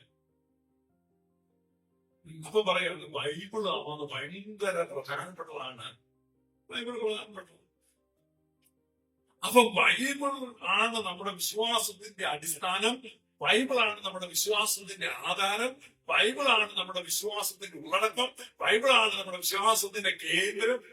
ഇന്നലെ കുറെ പേര് പറയുന്നത് ബൈബിളാണ്. ബൈബിളിന് പ്രാധാന്യം എന്താ? ബൈബിളിന് പ്രാധാന്യമുണ്ട്. ബൈബിൾ പ്രധാനപ്പെട്ടതാണ്. നമ്മുടെ കർത്താവ് വിശ്വസിക്കാരുടെ വിശുദ്ധ ഏവെങ്കിലും ഇതിനകത്തുള്ളത് ബൈബിളിനകത്തുള്ളതൊക്കെ ഉണ്ട്. അത് ഞാനൊരു ഉദാഹരണം പറയുന്നത്, തേങ്ങയുള്ളത്. തേങ്ങ വളരെ നല്ലതാണ് ആരോഗ്യത്തിന്. ഉദാഹരണം മാത്രമല്ല, ലിറ്ററലി ഒരു കാലത്ത് വെളിച്ചെണ്ണ ഹൃദയരോഗം ഉണ്ടാക്കുന്നതൊക്കെ പറഞ്ഞ് പാമോയിൽ നമ്മളെ കുടിപ്പിച്ചു. ഇന്ന് പാശ്ചാത്യം അമേരിക്കയിലൊക്കെ എല്ലാ കടകളിലും ഏറ്റവും സ്പെഷ്യലായിട്ട് വെച്ചിരിക്കുന്നത് തേങ്ങയുടെ പ്രോഡക്ട്സ് ആണ്. വെളിച്ചെണ്ണ വെച്ചിരിക്കുന്നതാണ്. ഞാൻ വിലയാറിയോ സായന്മാരൊക്കെ വെളിച്ചെണ്ണ പിടിച്ചിട്ടുമ്പോൾ. അതുപോലെ മഞ്ഞൾ, മെഡിക്കൽ കടകളിലെ മഞ്ഞളാണ്. അവിടെ ഒരുത്തരം ഇരിക്കുന്നു മഞ്ഞളിന്റെ മഞ്ഞക്കളർ മാറ്റി വെള്ള മഞ്ഞൾ കൂടി ഇറക്കി കളറൊന്നും പ്രശ്നമാണെങ്കിൽ അപ്പൊ വലിയ വിലക്കാണ് നിങ്ങൾക്ക് ഇമാജിൻ ചെയ്യാൻ പറ്റാത്ത വിലക്കുകയും കിട്ടും. അപ്പൊ ഒരു മറാമി അവിടെ മഞ്ഞൾ നിൽക്കാൻ നിൽക്കണം. മറാമി എന്നെ വിളിച്ചു വളരെ നല്ല സാധനം ഞാൻ ഇത് ചെറുപ്പത്തെ അനുകരിക്കുന്നുണ്ട്. സുവിശേഷമാണ് മനസ്സിലായില്ലേ? നിങ്ങൾക്കത് പറയേ സഹോദരൻ രക്ഷിക്കപ്പെട്ടതാണ്. ഞാൻ ചെറുപ്പം തൊട്ട് മഞ്ഞൾ അടിച്ചോണ്ടിരിക്കുന്നത്. ചെറുപ്പം തൊട്ട് മഞ്ഞൾ കഴിച്ചോണ്ടിരിക്കുന്നത് എന്നോടാണ്. മനസ്സിലായില്ലേ? എന്നോടാണ് മതാവ് പറയുന്നത്. നമുക്കറിയാമല്ലോ അല്ലെ? അപ്പൊ നിങ്ങൾ അതിന്റെ മഞ്ഞൾ തിന്നു. ഞാൻ മഞ്ഞൾ തിന്നിട്ടില്ല. പക്ഷെ എന്റെ അമ്മ ഉണ്ടാക്കുന്ന കറിക്കാത്തല്ലാന്നുണ്ടായിരുന്നു. മഞ്ഞളിന്റെ ഗുണം നമുക്ക് കിട്ടിയിട്ടുള്ളൂ. തേങ്ങ അതുപോലെയാണ്. തേങ്ങ കൊച്ചുങ്ങൾക്ക് നല്ലതാന്ന് പറയുന്നത്. കൊച്ചുങ്ങൾക്കാരും തേങ്ങ കൊടുക്കുന്നില്ല. പക്ഷെ ആ വീട്ടിലുണ്ടാക്കുന്ന രാവിലെ പുഴുക്കും അതിനകത്തുണ്ട്. ദോശയ്ക്ക് ചമ്മന്തി അരയ്ക്കും അതിനകത്ത് തേങ്ങയുണ്ട്. ഉച്ചയ്ക്ക് കറി അരയ്ക്കുമ്പോ മറക്കാൻ സാധിക്കും തീരെ ഊക്കി ചേർത്താൽ ഇതിനകത്തല്ല ഇപ്പുണ്ട്. ഈ പലഹാരം ഉണ്ടാക്കുമ്പോൾ അതിനകത്ത് തേങ്ങയാണ്. പാല് പിഴിഞ്ഞ് മപ്പാസ് വെച്ചാൽ അതിനകത്ത് തേങ്ങ കിട്ടും. ഈ പായസം വെച്ചാലും തേങ്ങ വരുന്നു. തേങ്ങ വരുന്നുണ്ടോ? അപ്പൊ ഒരു വീട്ടിൽ വന്ന് താമസിച്ച ഒരാൾ പുറത്തേക്ക് വന്ന് താമസിച്ചു. ഒരാഴ്ച ഭക്ഷണം കഴിച്ച് പോകുന്ന വഴിക്ക് എനിക്ക് തേങ്ങയൊന്നും വിൽക്കേണ്ടി. തേങ്ങയുടെ അംശമല്ലേ ഇതിനകത്ത് നമ്മൾ വെച്ചിരുന്നത്. പറഞ്ഞു മനസ്സിലായോ? അപ്പൊ ബൈബിള് എന്ന് പറയുമ്പോ ബൈബിളിലെ വാക്യങ്ങളും അതിന്റെ ആത്മീക അംശങ്ങളും മുഴുവൻ എന്ത് ചെയ്യുന്നുണ്ട്? ഈ ലിറ്റർജിയിലൂടെ ഇങ്ങനെ എന്ത് ചെയ്യുന്നുണ്ട്? നീ പോലും അറിയാതെ നെഞ്ചിലേക്ക് വന്നോണ്ടിരിക്കുക. അതുകൊണ്ട് നീ പ്രത്യേകിച്ച് ഈ ബൈബിൾ എടുത്ത് വെച്ചിരുന്ന് വായിക്കുകയും വ്യാഖ്യാനിക്കും ഒന്നും ചെയ്യേണ്ട ആവശ്യമില്ല. താഴെ ഉണ്ടാവും. ആവശ്യമുള്ളത് നീ തേങ്ങ എടുത്ത് തലക്കെട്ടടിച്ചായിരിക്കും. തേങ്ങ എടുത്ത് തലക്കെട്ടടിച്ചായിരിക്കും ഇരിക്കും. അപ്പൊ ഒരു നല്ല കുടുംബത്തിന്റെ അവിടെയുള്ള ഗ്രഹനാഥനും മക്കൾക്കും എല്ലാം എന്തുണ്ട്? സമീകൃത ആഹാരം ആ മാതാവ് ഒരുക്കി വരുന്നതിനകത്ത് തേങ്ങ ഉണ്ട്, തേങ്ങ പീരിയുണ്ട്, തേങ്ങ വറുത്തരച്ചുണ്ട്, തേങ്ങ കുത്തിയിട്ടുണ്ട്, തേങ്ങ പാല് പിഴിഞ്ഞുണ്ട്. ഈ തേങ്ങ ഇങ്ങനെ നമ്മുടെ അകത്ത് വന്നുകൊണ്ടിരിക്കുകയാണ്. അല്ല നിങ്ങൾ തേങ്ങ വരെ പോയി പിള്ളേരും അപ്പനോട് തേങ്ങ എടുത്ത് തേങ്ങ തന്നെ തേങ്ങ വെച്ച് അങ്ങോട്ടും ഇങ്ങോട്ടും എറിഞ്ഞോണ്ടിരുന്ന എന്തായി തിരിച്ചെത്തി കുറെ പേര് ആശുപത്രിയിലാണ്. അതാണ് ക്രിസ്ത്യയിലൊന്നും സംഭവിച്ചത്. ബൈബിൾ വെച്ച് അടിക്കോട്ടല്ല. അപ്പൊ ബൈബിളിനെ നിങ്ങൾ തേങ്ങയായിട്ട് താരതമ്യപ്പെടുത്തിയാണ് സുറിയാനി സഭയാകുന്ന മാതാവ് ആ തേങ്ങ ഉപയോഗിച്ച് ഒരുപാട് പലഹാരങ്ങളും ഭക്ഷണങ്ങളും കറിക്കൂട്ടുകളും ഒക്കെ നമുക്ക് ഉണ്ടാക്കി തന്നിട്ടുണ്ട്. സഭയുടെ പെരുന്നാളുകളിലും ഉദാശകളിലും ഒക്കെ കൃത്യമായിട്ട് പങ്കെടുക്കുമ്പോ ഒരു മനുഷ്യന്റെ ജീവിതത്തിൽ ആവശ്യമായതിനേക്കാൾ ഉപരിയായിട്ട് ഈ Bible vitamins, biblical minerals, proteins, carbohydrates എന്തൊക്കെ വേണ്ടത് അതെല്ലാം നിനക്ക് എന്താ കിട്ടുന്നുണ്ട്, നിന്നിലേക്ക് വന്നു ചേരുന്നുണ്ട്. അതിനുദ്ദേശിച്ച് നീ തേങ്ങാപ്പര പോകണ്ട. ചിലപ്പോ മാമ്പും കഴിക്കാൻ സാധിക്കും. തേങ്ങാപ്പരനൊക്കെ ചിലപ്പോ എനിക്കൊക്കെ അറിയാം. അവിടെ സൂക്ഷിക്കണം. അപ്പൊ നമ്മൾ തേങ്ങ വെച്ച് അങ്ങോട്ടും ഇങ്ങോട്ടും ഏതാണ് നടത്തുന്നത്. എന്നിട്ട് ഈ സത്യവിശ്വാസത്തിൽ ഇന്ന് കഴിച്ചിരിക്കുന്ന യാത്രക്കാരനെ വിളിച്ചപ്പോൾ സഹോദര വൈകിട്ട് ഒരു കൂട്ടാനുണ്ട്, തേങ്ങ വെച്ച അടിയുണ്ട്, ഇന്ന് തലക്കെട്ട് അടിക്കും വചനം വെച്ച്. തേങ്ങ കൊണ്ട് തലക്കെട്ട് അടിക്കാൻ പള്ളികളിലെല്ലാം സന്ധ്യ ആകുമ്പോ 12 പള്ളിയിൽ 8 മണിക്കാണ് ഞാൻ അതിലേക്ക് വന്നതാണ്. എന്നെ അത്ഭുതപ്പെടുത്തിയ കാര്യം എന്താണെന്ന് വെച്ച് കഴിഞ്ഞാൽ സുധാര നമസ്കാരം കഴിഞ്ഞപ്പോഴും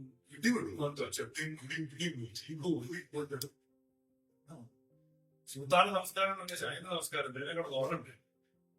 സുറിയാനിക്കാരന്റെ സ്പിരിച്വാലിറ്റി സുൽത്താന നമസ്കാരം കഴിഞ്ഞ് എക്സ്ട്രാ ഉണർത്തുക പാരനായിട്ട് വേവരുന്നു. എന്നിട്ട് ഭയങ്കര പ്രസംഗം. എന്താണ് ആശയം? ഞാൻ ബന്ധക്കോസിൽ 25 കൊല്ലം നടന്നതാണ്. ഒത്തിരി നേരം നിൽക്കേണ്ട കാര്യമില്ല. അഞ്ച് ബന്ധം തുടങ്ങിയാൽ എല്ലാം പിടിച്ചേക്കോ നിങ്ങളെല്ലാം ചെന്നു പോകും. 916 ബന്ധക്കോസ് ഉപദേശം സഭയ്ക്കകത്ത് ബാധിച്ചിരിക്കുന്നു. അതിനകത്ത് യാതൊരു സംശയം. എന്റെ ചെറുപ്പത്തിലൊക്കെ ഞാൻ നോക്ക് കണ്ടിട്ടുണ്ട്. അവിടെ സുൽത്താനസ്കാരം കഴിഞ്ഞാൽ പിന്നെ സൈലൻസ്. അമ്മയുടെ സന്നിധിയിൽ ഇരിക്കാനും ധ്യാനിക്കാനും കരയാനും ദുഃഖങ്ങളും ഭാരങ്ങളും പങ്കുവെക്കാനും സ്വച്ഛമായിട്ടൊന്ന് പ്രാർത്ഥിക്കാൻ പറ്റുന്നത് സമ്മതിക്കണം. അവന്റെ കാലടച്ചുകളെ 50,000 വാഴ്ച തൊട്ടാണ്ട് ചെവികൊണ്ട് അവൻ ഒന്നാമത് പേടിച്ചും ഭയപ്പെട്ട് പലവിധ കഷ്ടങ്ങളിൽ വന്ന് പ്രാർത്ഥിക്കാൻ വേണ്ടി വരുന്ന അവനെ ഉപദ്രവിക്കേണ്ടത്. നമ്മൾ എന്തിനാ ഈ തേങ്ങ ചടിക്കുന്ന ആളുകളുടെ തലയ്ക്കുന്നത്? തേങ്ങയുടെ അടി കൊണ്ടിട്ട് ബോധരഹിതരായി വീണു, വേർന്ന് തല മുഴ വന്നു. ഈ തേങ്ങ കൊണ്ടുള്ള ഏർ അവസാനിപ്പിക്കുക. സഭയാകുന്ന മാതാവ് ഈ തേങ്ങയുടെ എല്ലാ അംശവും നിനക്ക് വേണമെന്ന് അറിഞ്ഞുകൊണ്ട് അതെല്ലാം ചേർത്തിട്ടുണ്ട്. ഡോണ്ട് വറി, നിങ്ങളൊരു എക്സ്ട്രാ സാധനം എടുക്കാൻ പോകേണ്ട ആവശ്യമില്ല. സഭ അതെല്ലാം പ്രൊവൈഡ് ചെയ്തിട്ടുണ്ട്. ഒരു വർഷം സഭയുടെ ലിറ്റർജിക്കൽ കാലണ്ടർ ഫോളോ ചെയ്താൽ നീ നിവർന്നു വരും. സഭയുടെ കലണ്ടർ എന്ന് പറഞ്ഞാൽ അതിനകത്ത് സീസൺസ് മാറി മാറി വരുന്നു. അതിനകത്ത് ഫീസ്റ്റ്സ് ഓഫ് ദ ചർച്ച് ഇതെല്ലാം കൂടെ വന്നു കഴിയുമ്പോ ഒന്ന് സഞ്ചരിച്ചു നോക്ക്. ഒരു വർഷം ഒന്ന് ഒരു സൈക്കിളിൽ കൃത്യമായിട്ട് സഞ്ചരിച്ചാൽ എത്രമാത്രം കരുതലാണ് ഈ സഭ നമുക്ക് തന്നിരിക്കുന്നത് നമുക്ക് മനസ്സിലാക്കാൻ പറ്റും. അപ്പൊ ഇത്രമാത്രം ശ്രേഷ്ഠമായ ഒന്നിനെ നമ്മൾ വെച്ചിട്ട് അതിന് പകരം വളരെ ചീപ്പായിട്ടുള്ള പഴയ കാലത്ത് ഞങ്ങളുടെയൊക്കെ നാട്ടിൽ കൂടെ ഈ തമിഴന്മാർ വരും കച്ചവടക്കാരൻ, തമിഴ് കച്ചവടക്കാരൻ. എന്റെ ചെറുപ്പത്തിൽ ഇവന്മാര് വരുന്ന ഈ പ്ലാസ്റ്റിക് പാത്രങ്ങൾ വിൽക്കാനാണ്. അപ്പൊ എന്തുപോലെ എന്തൊക്കെ ചെറുപ്പത്തിൽ ഈ ഫോട്ടോ ഇങ്ങനെയൊക്കെയുള്ള പ്ലാസ്റ്റിക് കൊണ്ടുള്ള സാധനം ഇങ്ങനെ കെട്ടി കെട്ടി കെട്ടി ഇങ്ങനെ ഭയങ്കര പോകുന്നത്. വലിയ വെയിറ്റ് ഇല്ലല്ലോ പ്ലാസ്റ്റിക്. തല വെച്ചോണ്ട് ഇങ്ങനെ വലിയ സംഭവം. ഈ പെണ്ണുങ്ങളൊക്കെ അല്ലെങ്കിൽ ആണുങ്ങളൊക്കെ പണി പോകും. പെണ്ണുങ്ങളൊക്കെ പെരക്കകത്ത് ഇങ്ങനെ 10 മണിയാകുമ്പോൾ മണിയെല്ലാം കഴിഞ്ഞിരിക്കും. ആ സമയത്ത് ഇവമായിട്ട് വരവ്. ഞങ്ങളെ അണ്ണാച്ചിമാരെന്നാണ് അവരെ വിളിക്കുന്നത്. അണ്ണാച്ചിമാർ ഇങ്ങനെ വരുന്ന സമയത്തേക്ക് ഞങ്ങളുടെ ബുധനാഴ്ച വരും, എല്ലാ ബുധനാഴ്ചയും. അപ്പൊ ഇവർക്ക് ഇങ്ങനെ ഒരു സ്ഥലത്തോട്ട് അപ്പൊ 5-10 വീട്ടിലെ പെണ്ണുങ്ങളെല്ലാം നീല ബക്കറ്റ്, ചോല ബക്കറ്റ്, പച്ച ബക്കറ്റ്, പിന്നെ അതേ ഇത് മഗ് കൊടുക്കും. അപ്പൊ എല്ലാ ബുധനാഴ്ച ഇച്ചിരി പൈസ കൊടുക്കും. അപ്പൊ ഇവർ പറയാം, അമ്മ ഒരു പരിപാടി ഉണ്ട്, പഴയ ഓട്ട് പാത്രം, ആ പാത്രം, ഈ പാത്രം അതൊക്കെ ഉണ്ടെങ്കിൽ നമ്മൾ എടുക്കുക. അപ്പോഴേക്കും പെണ്ണുങ്ങളോട് നടന്നുള്ള ബക്കറ്റ് ഈ താഴത്തിന്റെ കീഴിൽ അവിടെ ഇരിക്കുന്നൊക്കെ പഴയ കിണ്ണം കഴിഞ്ഞാൽ കഴിച്ച അതിനെ വെച്ചിട്ട് തുപ്പ പോളാം ഇതെല്ലാം പ്രതി ഈ തൂക്കിയതാണ്. എല്ലാം കൊണ്ട് തമിഴിന് ഭയങ്കര അവനെല്ലാം തൂക്കി ഒരു വിലയൊക്കെ ഇട്ട് ഇത് നല്ല ഒന്നാമതൊരു ഓട്ടുപാത്രമൊക്കെ അതെല്ലാം എടുത്ത് അവൻ സഞ്ചിക്കകത്ത് വെച്ചിട്ട് ഇവർക്ക് എന്നാ കൊടുക്കുന്നു. സ്വർഗീയ വിരുന്ന പ്ലാസ്റ്റിക് ബക്കറ്റുമായിട്ട് തുടങ്ങിയിട്ടുണ്ട്. കൃപാസനത്തിന്റെ പ്ലാസ്റ്റിക് ബക്കറ്റ് നീല മെഴുതി, മഞ്ഞ മെഴുതി, ലോൺ മെഴുതി, ആ മെഴുതി, ഈ മെഴുതി അതുകൊണ്ട് പിന്നെ IPC കാരനായിട്ട് പിന്നെ നിങ്ങളൊക്കെ വീട്ടിൽ കാണുന്നു ബക്കറ്റൊക്കെ കാണുന്നു. മുത്തച്ഛന്മാരുടെ കാലം മുതൽ ഉപയോഗിച്ചിരുന്ന നല്ല വിലയുള്ള ഓട്ടുപാത്രമൊക്കെ എന്ത് ചെയ്തു? പോയി. ഞങ്ങളുടെ എന്റെ നാട്ടിൽ എല്ലാം പോയി. മുഴുവൻ വീട്ടിലും പ്ലാസ്റ്റിക് ബക്കറ്റ് കയറി. അപ്പൊ നമ്മൾ ആ പ്ലാസ്റ്റിക് ബക്കറ്റ് വിലയില്ലാത്തതാണ്, നിസ്സാരമാണ് എന്ന് മനസ്സിലാക്കി ആഴമേറിയ ഗൗരവതരമായ ഈ പെന്തക്കോസ്റ്റൽ സ്പിരിച്വാലിറ്റിക്ക് വേണ്ടി ഒരാളെ പോലും ജീവൻ കൊടുത്തിട്ട് അറിയാം. Single person. നിങ്ങൾ പാടുന്ന ഈ പെന്തക്കോസ്റ്റൽ പാട്ട് എഴുതിയ ആള് വെറും ദരിദ്രനായിരുന്നു. പാട്ട് എഴുതി 4 കൊല്ലം കഴിഞ്ഞപ്പോൾ 100 സ്ഥലത്ത് വീട് വെച്ചു.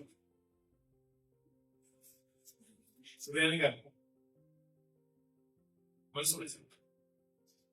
ഞാൻ പാടുന്ന പാട്ട് സുഖൂവിലെ ഞാൻ പോകും ഒക്കെ എഴുതിയ പാട്ടുകൾ പാടുന്നു. എത്രയോ നൂറ്റാണ്ടുകളിൽ എത്രയോ ലക്ഷം ആളുകളുടെ അധരങ്ങളിൽ നിന്ന് ഉയർന്ന പാട്ടുകളാണ്. നമ്മൾ അവരോട് ചേർന്നാണ് പാടുന്നത്.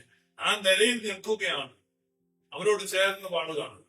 അതാണ് ട്രൂ സ്പിരിച്വാലിറ്റി എന്ന് പറയുന്നത്. അല്ലാതെ ഈ അടുത്ത കാലത്ത് പണം ഉണ്ടാക്കാൻ വേണ്ടി ഒരുത്തും ചമച്ചിട്ടുള്ള പാട്ട് നമ്മളിരുന്ന് പാടുമ്പോൾ നമ്മുടെ പാട്ട് എവിടെ എക്കോ ചെയ്യും? അവന്റെ അവിടം വരെ എക്കോ ചെയ്യും. പക്ഷെ നിങ്ങളുടെ സഭയുടെ ഒരു ഗീതം പാടുമ്പോൾ അത് നൂറ്റാണ്ടുകളിലൂടെ പ്രതിധ്വനിച്ച് അങ്ങനെ പോകുകയാണ്.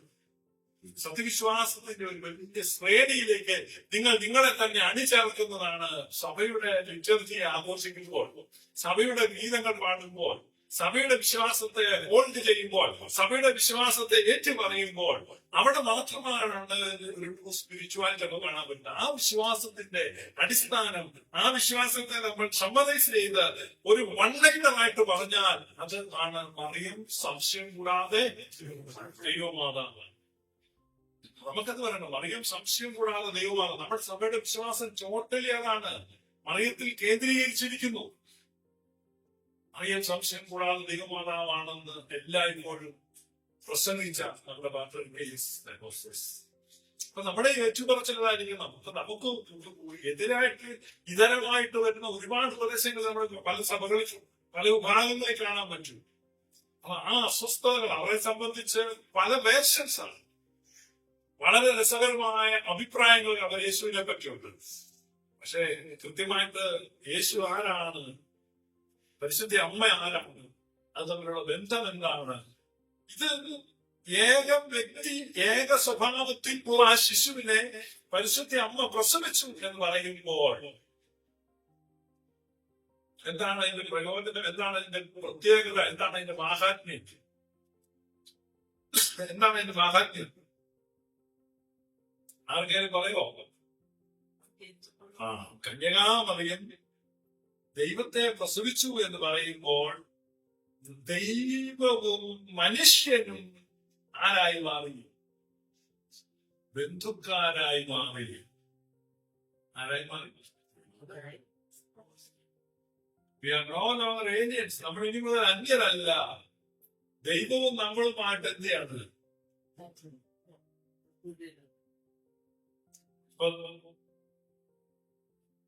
ദൈവത്തെ നരനോട് സംയോജിപ്പിച്ചു.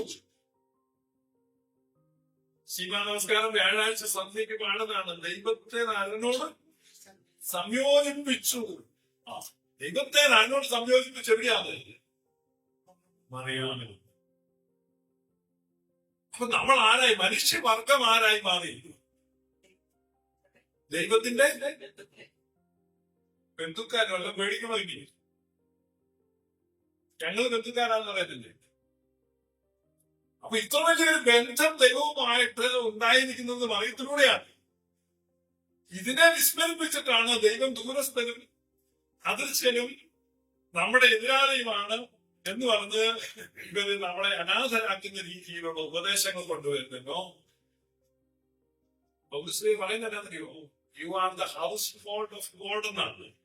നിങ്ങൾ ദൈവത്തിന്റെ ഭവനക്കാരാണ്. നമ്മൾ ആരാണ്?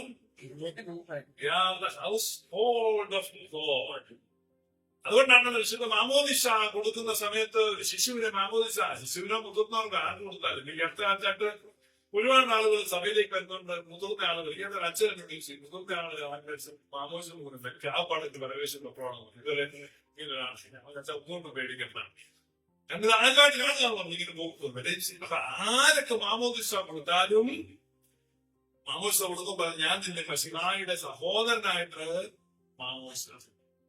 ഈ മാമോദിസ സ്വീകരിക്കുന്ന ആൾ ആരായി മാറുക? മശിഹായുടെ. പിന്നെ യേശോപ്പാൻ പ്രാർത്ഥിക്കുന്നുണ്ട്. യേശോപ്പാൻ പ്രാർത്ഥിച്ചിട്ടുണ്ട്. അത് വലിയ ദോഷമാണെന്ന്. നമ്മുടെ മൂത്ത ചേട്ടനെ അപ്പ എന്ന് വിളിക്കുമ്പോൾ അതിന്റെ ദൂരവ്യാപകമായ പ്രത്യാഘാതത്തെ പറ്റി ചിന്തിക്കണം. എന്ത് മോശമെന്നറിയോ? അയ്യോ അങ്ങനെ വിളിക്കരുത്. മൂത്ത സഹോദരനെ അവരെ പുറത്താകാതിരുന്നത് വളരെ തെറ്റാണ്. യേശു അപ്പാന്ന് വിളിക്കുന്നത് തെറ്റാണ്. യേശു അപ്പനല്ല. നിന്നെ മാമോദിസം നോക്കിയിരിക്കുന്നത് യേശുവിന്റെ സഹോദരനായിട്ടാണ്. യേശുവിന്റെ സഹോദരന്മാരാണ്. അനേകം സഹോദരന്മാരിൽ ആദിജാതനാകേണ്ടതിന് അവൻ എന്തിരിക്കുന്നു? അവൻ മുൻനിയമിക്കപ്പെട്ടവനാണ്. യേശുവിന്റെയും നമ്മുടെയും പിതാവ് ആരാണ്?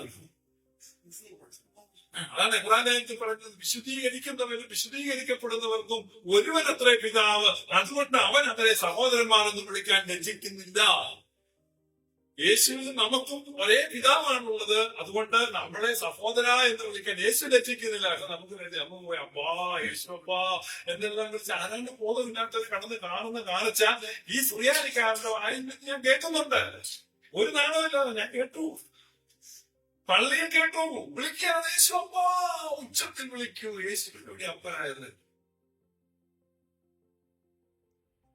എത്രമാത്രം അനുഭവിച്ചു. യേശു ആരാണെന്നുള്ള പഠനത്തിൽ പുരോഗമനത്തിലേക്ക് വരുമ്പോൾ യേശു അപ്പാന്നാ വിളിക്കുന്നത്. ഒരു കുഴപ്പമില്ല. ആണ് മറിയം സംശയം കൂടാതെ അപ്പാ പിതാവെ ആരെ വിളിക്കാൻ? യേശുവിന്റെ അമ്മാപിതാവെന്ന് വിളിക്കാനുള്ള ആത്മാവിനെ നമുക്ക് തന്നത് അത് യേശുവിനെ അമ്മാപിതാവെന്ന് വിളിക്കാനല്ല. സ്വർഗസ്ഥനായ പിതാവിനെ യേശു ആരെ പിതാവ് എന്ന് വിളിച്ചോ ആ പിതാവിനെയാണ് അമ്മാപിതാവ് എന്ന് വിളിക്കേണ്ടത്. യേശുവിനെ അമ്മാപിതാവ് എന്ന് വിളിക്കാനുള്ള ആത്മാവിനെ അങ്ങനെ ആത്മാവിനെ കിട്ടി സൂക്ഷിക്കണം. അത് വേറെ നല്ല ആത്മാവായിരിക്കും. കാരണം കുഴപ്പമാണ്. അതാണ് ശരിക്കും പലർക്കും ആത്മാവ് കയറുന്നുണ്ട്. ആത്മാവ് കയറി കഴിഞ്ഞ് യേശു അപ്പാന്ന് വിളിക്കുന്നു. അപ്പൊ ഇത്ര മിനിമം അടിസ്ഥാനപരമായ ഫണ്ടമെന്റൽ ബോധ്യങ്ങളിൽ പോലും വിള്ളലുണ്ടാകുന്നു, അതുപോലും തകണം പറയുന്നത് എത്ര വലിയ അപകടകരമായ സ്ഥിതിയിലാണ് നമ്മൾ നിൽക്കുന്നത്. അപ്പൊ ഈ ഒരു കാലഘട്ടത്തിൽ സത്യവിശ്വാസത്തെ നമ്മുടെ പിതാക്കന്മാർ ഉറപ്പിച്ചു നിർത്തിയത് പരിശുദ്ധ കന്യകാമറിയത്ത് ഒരു കപ്പലിന്റെ നങ്കൂരം എന്ന പോലെ സഭയുടെ നങ്കൂരമായി പരിശുദ്ധ മറിയം ദൈവമാതാവാണെന്നുള്ള ആ സത്യമായ വിശ്വാസത്തിലും ബോധ്യത്തിലും മുന്നോട്ട് പോകുക. അവിടെയാണ് നമ്മുടെ സത്യവിശ്വാസത്തിന്റെ ആ സഭയുടെ നൗക ഈ ലോകസമുദ്രത്തിൽ ദുരുപദേശങ്ങളുടെയും ഇടത്തൂക്കുകളുടെയും തിരമാലകളുടെയും കാറ്റുകളുടെയും നടുവിലൂടെ സുരക്ഷിതമായി യാനം ചെയ്യുവാനും സുരക്ഷിതമായി നങ്കൂരപ്പെടുവാനും ഒക്കെ നമ്മെ സഹായിക്കുന്നത് ഈ സത്യവിശ്വാസമാണ്. എന്താണ് സത്യവിശ്വാസം? എല്ലാവരും പറഞ്ഞ എന്താ സത്യവിശ്വാസം? അറിയാം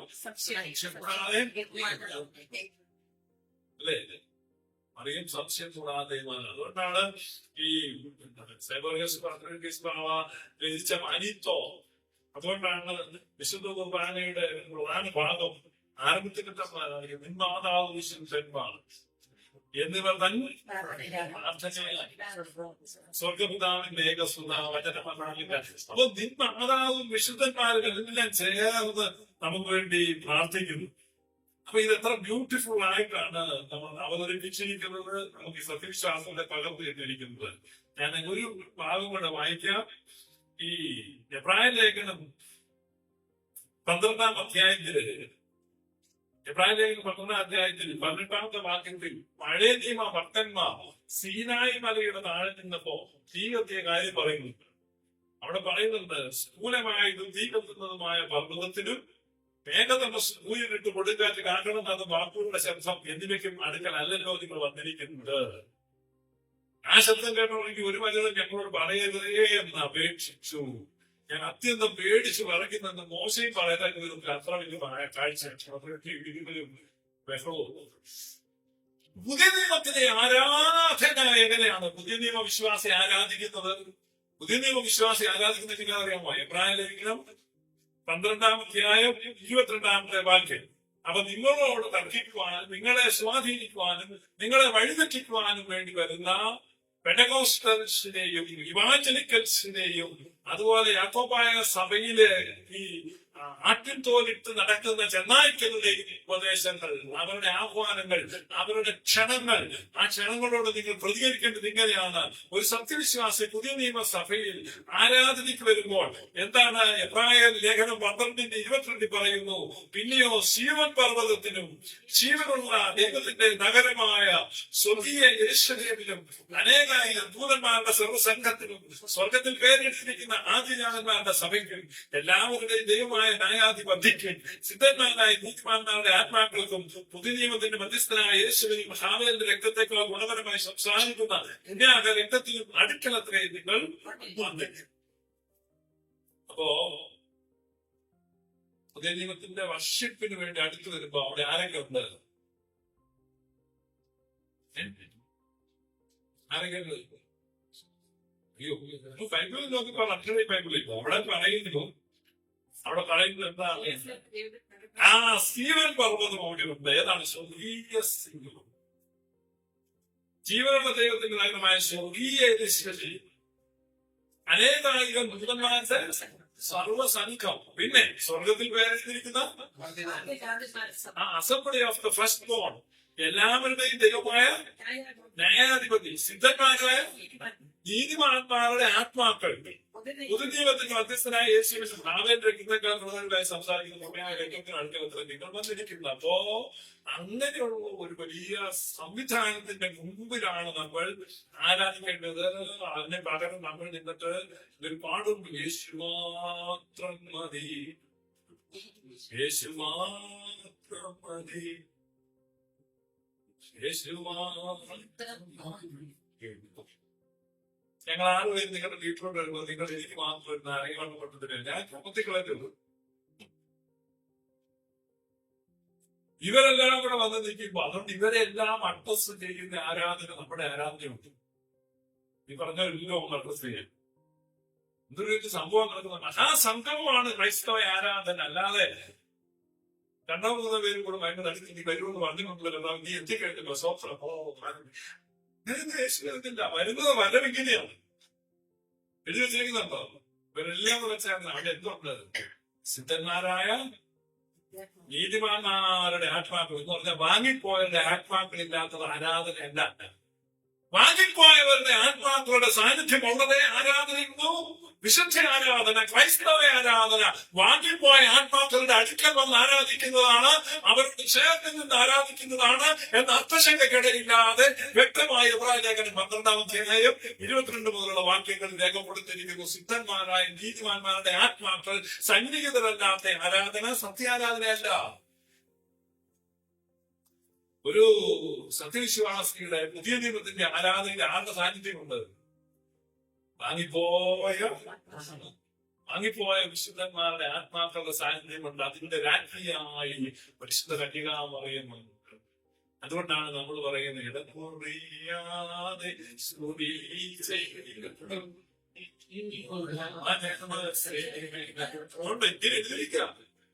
ഇപ്പൊ മനസ്സിലായ തേങ്ങ വെച്ചിട്ട് അരക്കിട്ട് അടിക്കുന്നതും തേങ്ങാപ്പാലിനെ പിഴിഞ്ഞ പായസം കുടിക്കുന്നതാണ് വ്യത്യാസം. പ്രായം പന്ത്രണ്ട് പറയാണ് ആര് വന്നിട്ടുണ്ട്?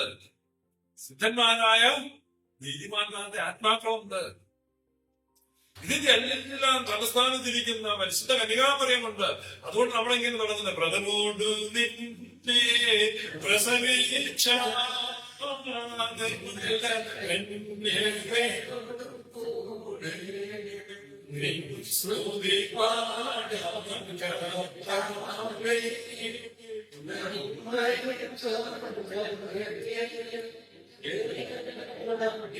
നാഗമനം പ്രവചിച്ച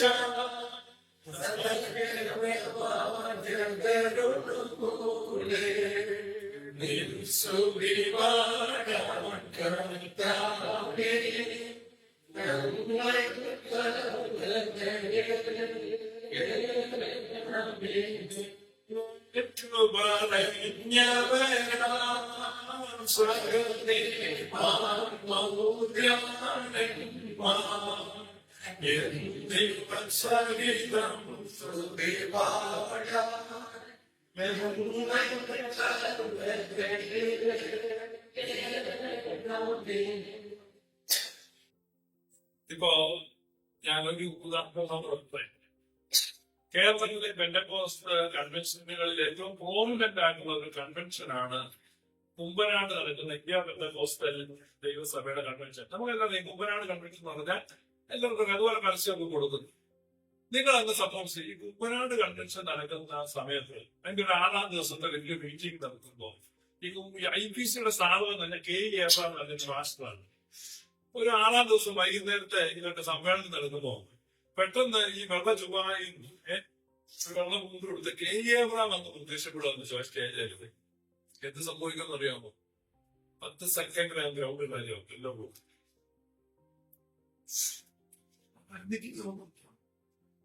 അത് നിങ്ങൾക്ക് ഏത് പെന്തക്കോസ്തുകാരനോട് നിങ്ങൾ ചോദിക്കാം. അതേസമയം മണാട് പള്ളിയിൽ നോമ്പ് നടന്നുകൊണ്ടിരിക്കുമ്പോ മാതാവ് പ്രത്യക്ഷപ്പെട്ട എന്ത് ചെയ്യും?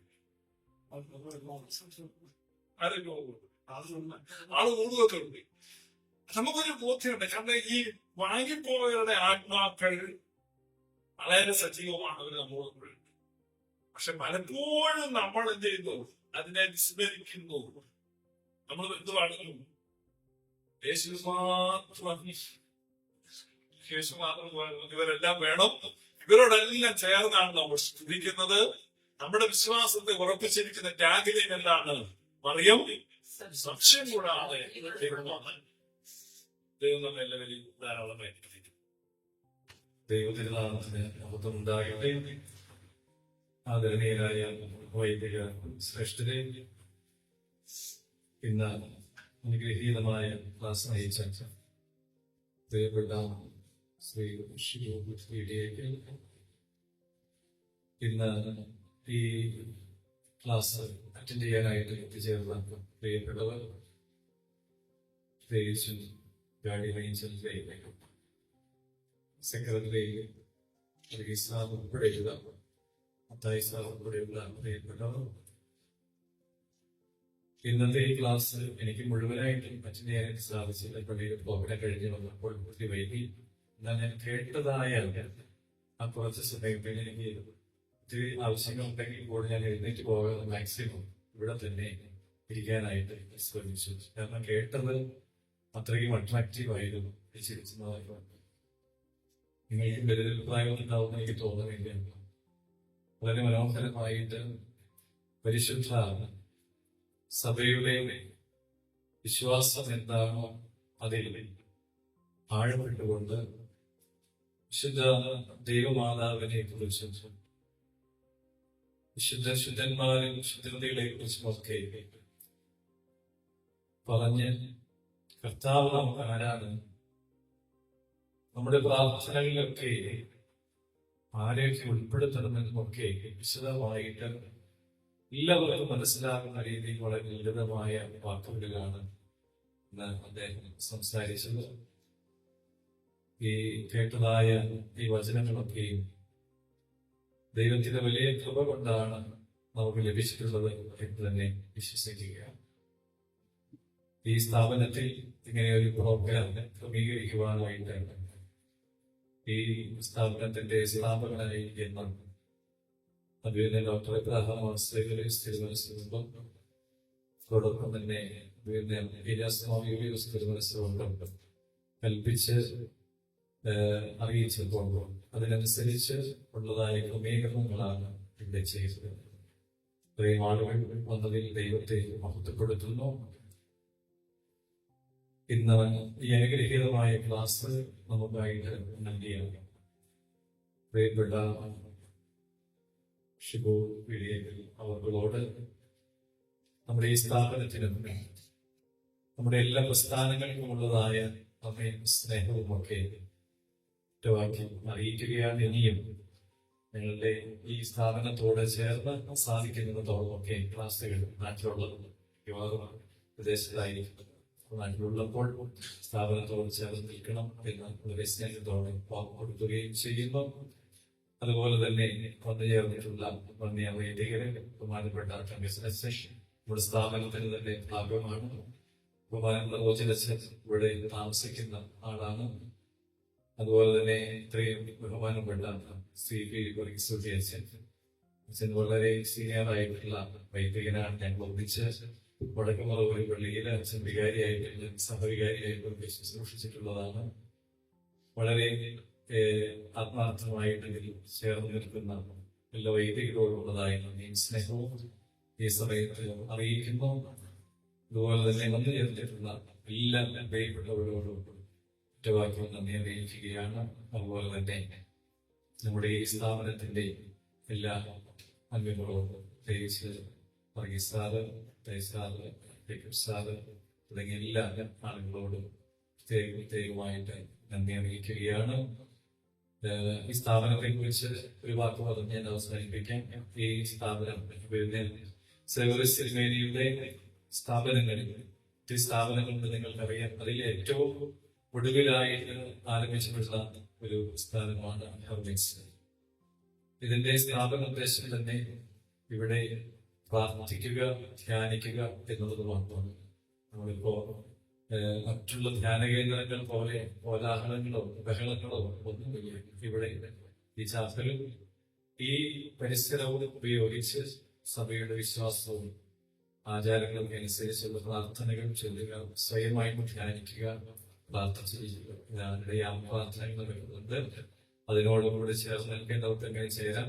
അല്ലാതെ സ്വയമായിട്ട് പ്രാർത്ഥിക്കേണ്ടവർക്ക് സ്വയമായിട്ട് ശാന്തമായി പ്രാർത്ഥിക്കാം. രാത്രി തങ്ങണമെങ്കിൽ അല്ലെങ്കിൽ പകൽ വിശ്വസിക്കണമെങ്കിൽ 4 ചെറിയ ഹട്ടുകൾ ഇവിടെ പണി കഴിപ്പിച്ചിട്ട് അവിടെയും ഇരുന്ന് പ്രാർത്ഥിക്കാം. ഇവിടെ പ്രധാനമായിട്ടും വരുന്നതൊക്കെ സുവിശേഷകർ അതുപോലെ തനിച്ചിരുന്ന് പ്രാർത്ഥിക്കാൻ ആഗ്രഹമുള്ള ആളുകൾ മാത്രമാണ്. മറ്റുള്ള ആളുകൾ വരുന്ന ജസ്റ്റ് വിസിറ്റ് ചെയ്യുക, കാണുക, പോവുക എന്നുള്ളതായ ഒരു രീതിയാണ്. അപ്പോൾ അവരുടെ ഒരു മനസ്സിന്റെ ഒരു കാഴ്ചപ്പാടാണ് ഇവിടെ ആർക്കും വരാം. ഇവിടെ ജാതിയോ മതമോ ഒന്നുമില്ല. ആർക്കും എപ്പോൾ വേണമെങ്കിലും വരാം.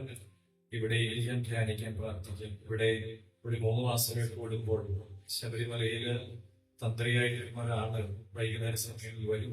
കുറച്ച് സമയം ഇവിടേക്ക് ചെലവഴിച്ച് തിരിച്ചു വരും. അതുപോലെ തന്നെ മംഗലപ്പുഴ സെമിനാരിയിലെ അച്ഛന്മാരൊക്കെ ഇടയ്ക്ക് വരും. കുറച്ച് രീതിയിൽ പ്രാർത്ഥിക്കും, പോകും. അങ്ങനെ ഒത്തിരി ആളുകൾ ഇവിടെ വരുന്നുണ്ട്. അവരൊക്കെ ഈ സ്ഥാപനത്തെ, ഈ സ്ഥലത്തെ ഇഷ്ടപ്പെടുന്നു. പ്രത്യേകിച്ചും മലയാറ്റൂർമലയുടെ കിഴക്ക് ഭാഗമാണ് ശാന്തമായ ഇടമാണ്. നിങ്ങൾക്ക് ഇതിനോടൊക്കെ മനസ്സിലായി കാണും. ഇവിടേക്ക് കയറി വരുമ്പോൾ ഒരു ഭയപ്പാടോടെയാണ് മിക്കവാറും എല്ലാവരും കയറി വരുന്നത്. പക്ഷേ ഇവിടെ എത്തിക്കഴിയുമ്പോൾ അവർക്ക് കിട്ടുന്ന സന്തോഷവും ആ ഒരു ഫീലും വളരെ ഡിഫറൻ്റാണ്. ഇങ്ങനെയാണ് ഇവിടെ വന്നിട്ടുള്ള എല്ലാവരും പറഞ്ഞിട്ടുള്ളത്. അങ്ങനെ ഈ സ്ഥാപനം ഇത് തിരുമേനിയുടെ ഒരു ദീർഘവീക്ഷണമാണ്. ഇത് തുടങ്ങിയപ്പോൾ ഞങ്ങളൊക്കെ ആലോചിച്ച് എന്തെങ്കിലും മേടിച്ചു.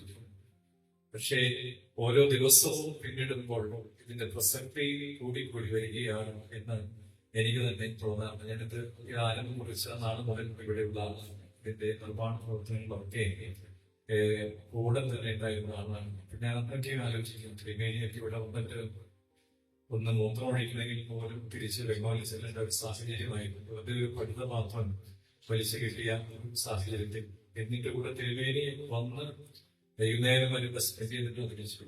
അങ്ങനെ തിരുമേനി ഒത്തിരി കഷ്ടപ്പെട്ടിട്ടാണ് ഇത് ഇത്തരത്തിൽ വളർത്തിയെടുത്തിട്ടുള്ളത്. തിരുമേനിയുടെ ദീർഘവീക്ഷണം ഉറപ്പാണ്. ഇതുവരെ ആരംഭിച്ച എല്ലാ പ്രസ്ഥാനങ്ങളും പോലെ അനാഥാലയം പണ്ട് തുടങ്ങിയപ്പോൾ എന്തിനാണ്, വൃദ്ധമന്ദിരം തുടങ്ങിയപ്പോൾ എന്തിനാണ് വൃദ്ധമന്ദിരം എന്നൊക്കെ ആളുകൾ ചോദിച്ചു. പക്ഷേ ഒട്ടും താമസിയാതെ തന്നെ എല്ലാ സ്ഥലങ്ങളും ഫില്ലായി എന്നുള്ളത്. അപ്പോൾ തിരുമേനി ചിന്തിക്കുന്നത് നമുക്ക് പക്ഷേ പെട്ടെന്ന് മനസ്സിലായില്ല, കുറച്ച് കഴിയുമ്പോൾ നമുക്ക് മനസ്സിലാകും. തീർച്ചയായും ഈ സ്ഥാപനവും അത്തരത്തിൽ മാറ്റപ്പെടും എന്ന് തന്നെയാണ് വിശ്വസിക്കുന്നത്. ഇത്രയൊക്കെയാണ് ഇവിടെ അച്ഛൻ സ്ഥിരമായി താമസിക്കുന്നത്. അച്ഛന്റെ പേര് യോഹന്നാൻ എന്ന ഏറ്റവും പുറകിലിരിക്കുന്നത്. അച്ഛൻ രോഗക്കാരനാണ്. രാവിലെ പകലും തനിച്ച് ചില ദിവസങ്ങളിൽ തിരുമേനി ഉണ്ടാകും. ആഴ്ചയിൽ 2-3 ദിവസം തിരുമേനി ഇവിടെ ഉണ്ടാകും. അല്ലാത്ത എല്ലാ ദിവസങ്ങളും അച്ഛൻ തനിച്ചാണ് രാത്രി ഇവിടെ ഉണ്ടാവുക. പകല് ഞാൻ രാവിലെ വന്നിട്ട് വൈകുന്നേരം പോകും. അങ്ങനെയുള്ളതായ ഈ ഒരു സ്ഥാപനത്തിൽ സാധിക്കുന്നുണ്ടോ നിങ്ങളൊക്കെ ഇടയ്ക്ക് വരികയും പ്രാർത്ഥിക്കുകയും ചെയ്യുന്നത് ഒത്തിരിയേറെ സന്തോഷമാണ് എന്ന് വളരെ സ്നേഹത്തിൽ പാവപ്പെടുത്തിക്കൊണ്ട് ഞാൻ എന്റെ വാക്കുകൾ ചുരുക്കുകയാണ്.